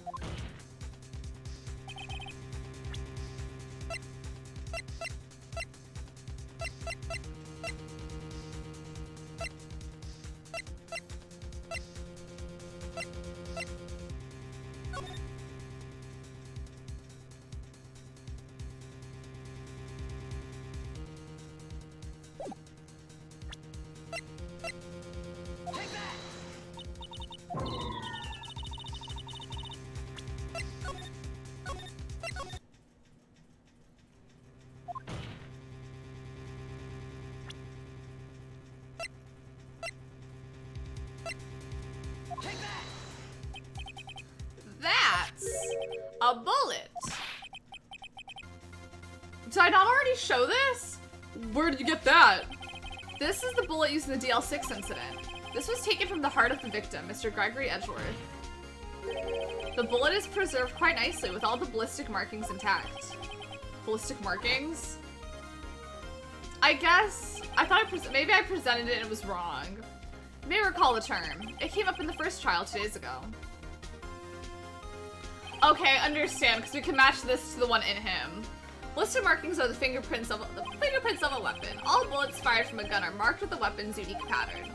By examining the markings, you can tell which weapon fired the bullet. Quite accurate. We have 2 bullets in our possession. One, the bullet removed from Gregory Edgeworth's heart. The other, Mr. Von Karma, is the bullet buried in your shoulder. We can analyze both bullets. How are we gonna get the one out of his shoulder? That's why I didn't pick this at first. Then if the markings matched, we would know they are both bullets have been fired from the same gun. The very same pistol, in other words, the murder weapon that killed Gregory Edgeworth. Mr. Von Karma, you will let us remove the bullet from your shoulder. Then we'll compare the ballistic markings to those on this bullet. And solve this case once and for all. Well, Mr. Von Karma, his head's about to fly off.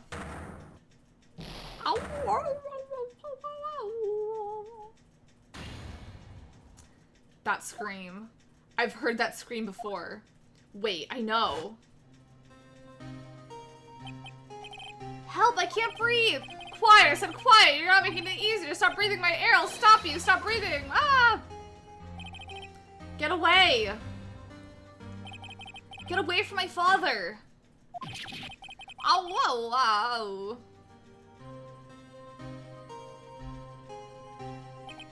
It's that scream I heard in the elevator 15 years ago. Von Karma, it was you who screamed. The scream he scrumpted? Mr. Von Karma. Ah, Edgeworth, only you would dare defy me. So it was you. You and your father are my curse. Your father shamed me with a penalty on my record. And you left a scar on my shoulder that would never fade. I'll bury you with my bare hands. Death! Death! He could have caused the earthquake, for all we know. Chief Prosecutor, I'm sorry. Von Karma. It's not like you to make this kind of error. I never would have thought that Edgeworth would be the one to catch you. I was careless. I'm sorry, but you'll have to be penalized. I've covered for you in the past, but not this time. Edgeworth. It was a shock like none I'd ever known. Me? Penalized? It took hours for me to regain my composure. Suddenly I found myself in the darkness. I was in the court records room. I must have wandered in there without thinking where I was going. The room was pitch black. The lights must have gone out. I went out into the hall and felt my way into the elevator. I pressed the button, but nothing happened. Then, there was a noise. I was in pain. A horrible burning pain in my shoulder. Just then, the light came back on. The elevator door opened before my eyes. I saw 3 people inside, all lying unconscious from oxygen deprivation. Much to my surprise, a pistol lay at my feet. I knew then, it was destiny.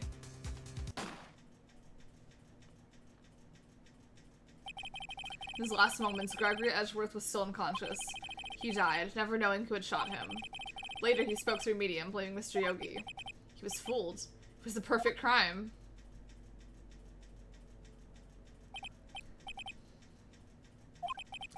Who would have thought another man would have come to open the elevator door? Judge? What? What are you doing? Do your job. Bring an end to this miserable charade. Now, end it. Very well. It appears that we have come a very long way to the end of this maze. 15 years later, Mr. Miles Edgeworth? Yes, Your Honor. You are innocent. You are innocent. As you said, it was all a nightmare. Yes, Your Honor. This court finds the defendant, Mr. Miles Edgeworth, not guilty. Wow! Yeah! Yow! That is all. This court is adjourned.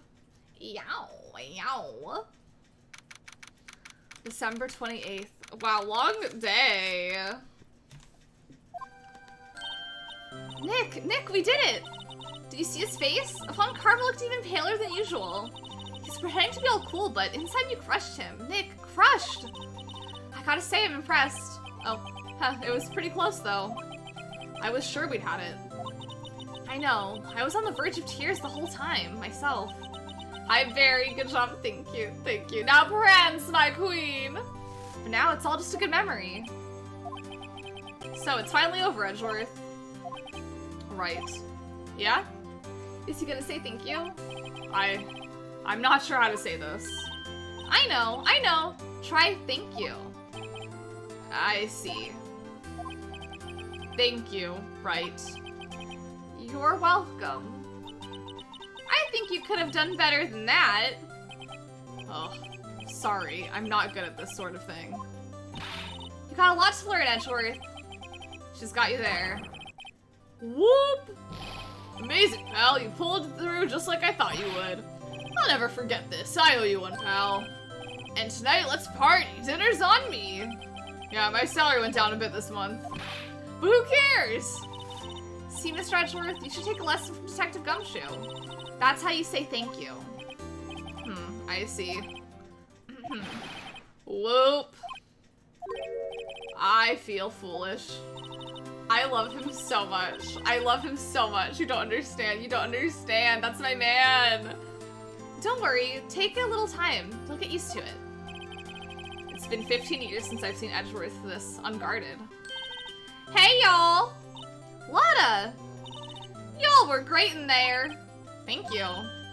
Yo, Edgeworth. Congrats. Okay, I started that man. This one, smash. Thank y'all very much. I knew you were innocent from the start, of course. Just look at you. You wouldn't stick your hand in the cookie jar if no one was there. You were the witness on the first day of the trial, weren't you?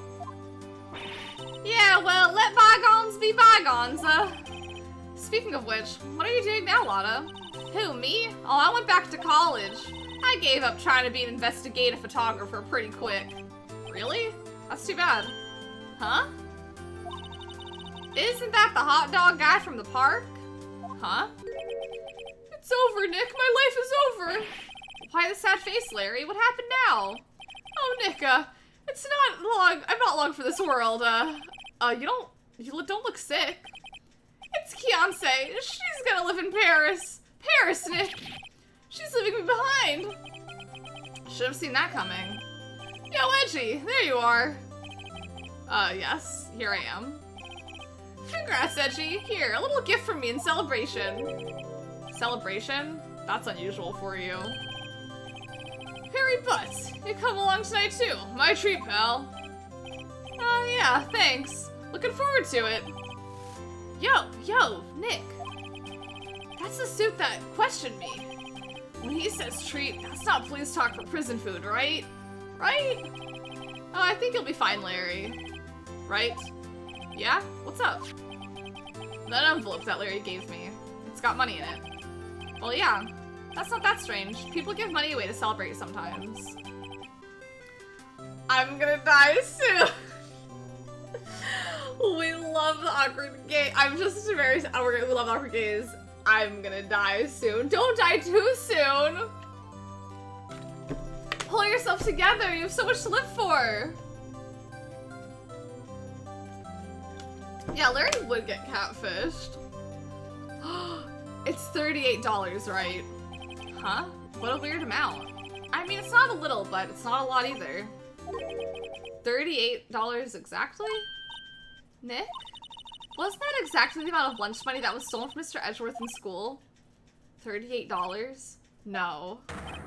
No. Larry, it was you? What are you so surprised about, right? Huh? Larry was absent that day from school, right? But that doesn't automatically rule him out as a suspect. What? Think back to that day 15 years ago. Larry took the day off, but he was bored, so he came to school anyway. Then he saw the money lying there, and the rest is history. I never was good at history, huh? Edgeworth, you didn't know, did you? I suspected. I just couldn't picture Larry protecting you like you did that day. Everyone else was saying you did it. The whole class was against you, remember? Yeah, too well. Right. You may not know this, but we used to have a saying back in school. When something smells, it's usually the butts. I know. Really, Wright. I'm surprised you didn't figure it out. Well, this sure is an unexpected turn of events, eh? Edgeworth. You should have told me. Now, Nick. It was 15 years ago. Don't you think the statute of limitation has run out, Mr. Edgeworth? I'd say so, yes. There you have it. Ugh. Where does that leave me? I became a defense attorney because of what you did. Well, you've always been something of an insufferable emotionalist. Yeah, there you go, worked up too easily, too. Death. The death sentence for both of you. Man, if only I had known, I would have become a prosecutor. The same goes for me, only the other way around. For the longest time, I thought that I might have killed my own father. I thought I might be a criminal. I became a prosecutor in part to punish myself. If I had known the truth, I might have become a defense attorney after all. Edgeworth. I want to switch, right? Hey, y'all, line up, take a photo. Hey, photo time, let's go. And after that, dinner's on me. Death to all of you. Detective Gumshoe took us out on the town that night. We celebrated Edgeworth's newfound freedom, even though Edgeworth himself was still in detention. Why?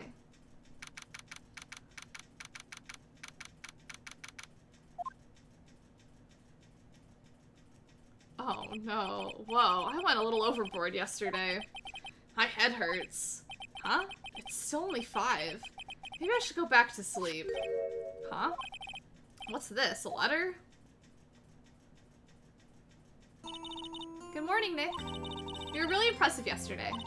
Seeing you, it made me think about what I'm doing here. I'm a spirit medium, in training, of course. I wanted to help Mr. Edgeworth too. I wanted to help you, but I couldn't. I was useless. So I've decided to go back to my training. I'll become a full-fledged spirit medium for starters.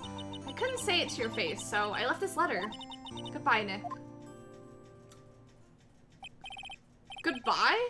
What time is it? Oh, the first trains for the mountains have already left. To the station. To the station.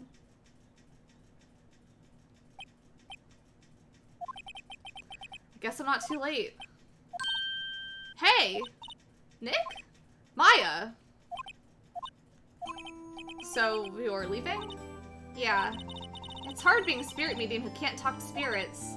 And I think you'll do fine without me, Nick. Be good, okay? Hold it! Yeah, hold it. Wait. What? I never could have saved Edgeworth without your help. Huh? On the last day of the trial, I heard her. I heard Mia's voice. You heard my sister? Yes, only her voice, but still. It was at the very end. I thought we'd lost everything. Well, that's my sister for you. Detective Gumshoe helped, and Mr. Ghostberg, and even Larry. I'm the only one who couldn't help. I was useless, Nick. But you were the one who stopped Von Karma, Maya. Huh? I didn't do anything. All I did was wander around in a daze. Sorry, but I have evidence that you helped. Evidence? Show Maya some evidence to cheer her up! Take that! A bullet? Von Karma was convinced he had taken all the evidence pertaining to DL6, but you were the one who rescued the last piece of evidence we needed. This was the bullet that put an end to Von Karma, and you were the one who gave it to me. Nick, thanks, Maya. I couldn't have done it without you. I'll be back soon. Huh? I'm gonna complete my training and come back. Okay, I'll be waiting. Of course you will. You can't run that office by yourself. You're hopeless. I don't know about that. So, this is it. See you soon, Maya. Aww. Aww! That's so cute. Thanks, Nick. Aww. And so my story ends. Time to turn a new page. And say goodbye to the novice defense attorney that I once was. Now a new story begins. With the same old crazy cast of characters. Ha, don't think you've graduated yet, amateur. Mr. Wright, perhaps you'd like to rethink that claim. Yeah, Your Honor. Oh, I got a bad feeling about this. Objection!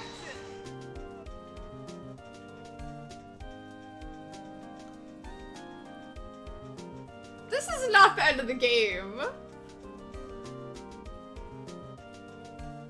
Hey, pal. Mr. Edgeworth came down to the precinct to wish me a Happy New Year. Talk about a pleasant surprise. Whoop, Detective Gumshoe. Then he hung his head low and went right back outside. Kinda like he was embarrassed or something. Strange, huh?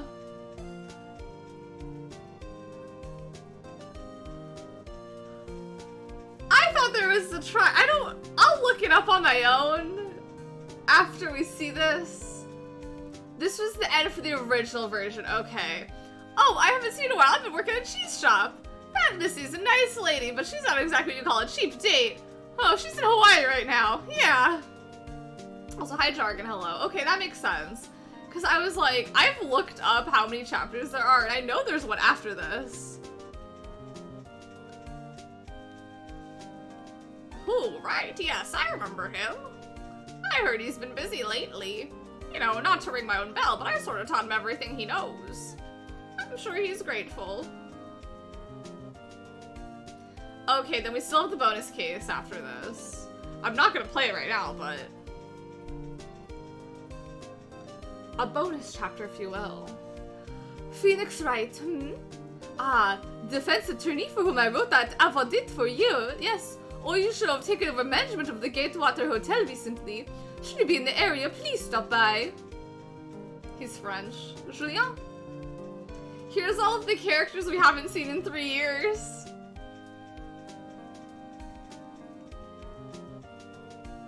Ahem. Oh, it's you. Phoenix Wright. Yes, Mia's understudy, was he not? I wonder how he's doing. Haven't seen him of late. Ah, the days of my youth, like the scent of fresh lemon, you see.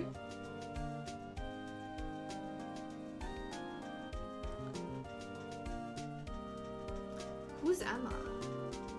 I don't remember Emma. Phoenix Wright? Is he an actor? Well, I'm not buying it. You can't be a star with a name like Phoenix. Did you know the only DVD box that thinks about it on DVD with a three-letter word, everything these days is supposed to keep all straight?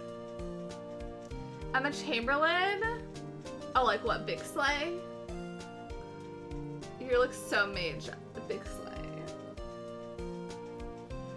I'm pleased to announce The Pink Princess is a hit. I show that Mr. Wright a great deal.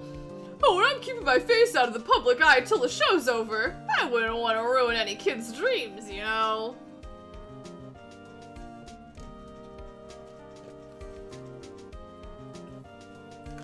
An old bag for research? I don't remember how I felt about her at the time, I won't lie.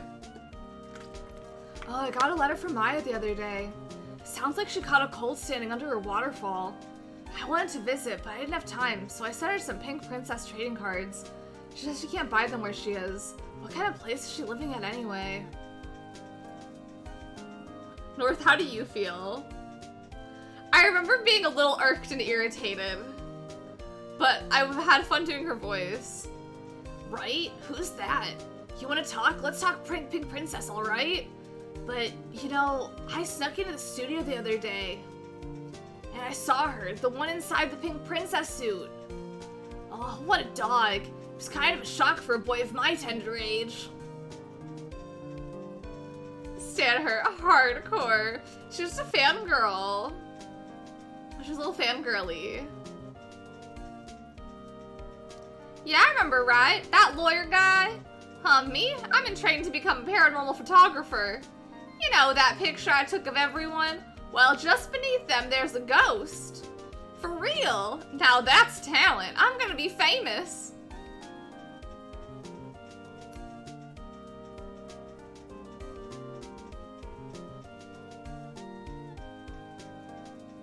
I saw an orb. I need this. That's so cute. Aww. That's adorable. Aww.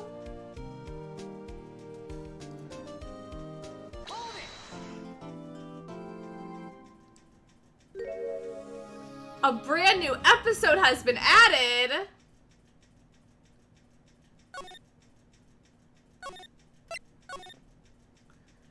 Oh, this is who Emma is.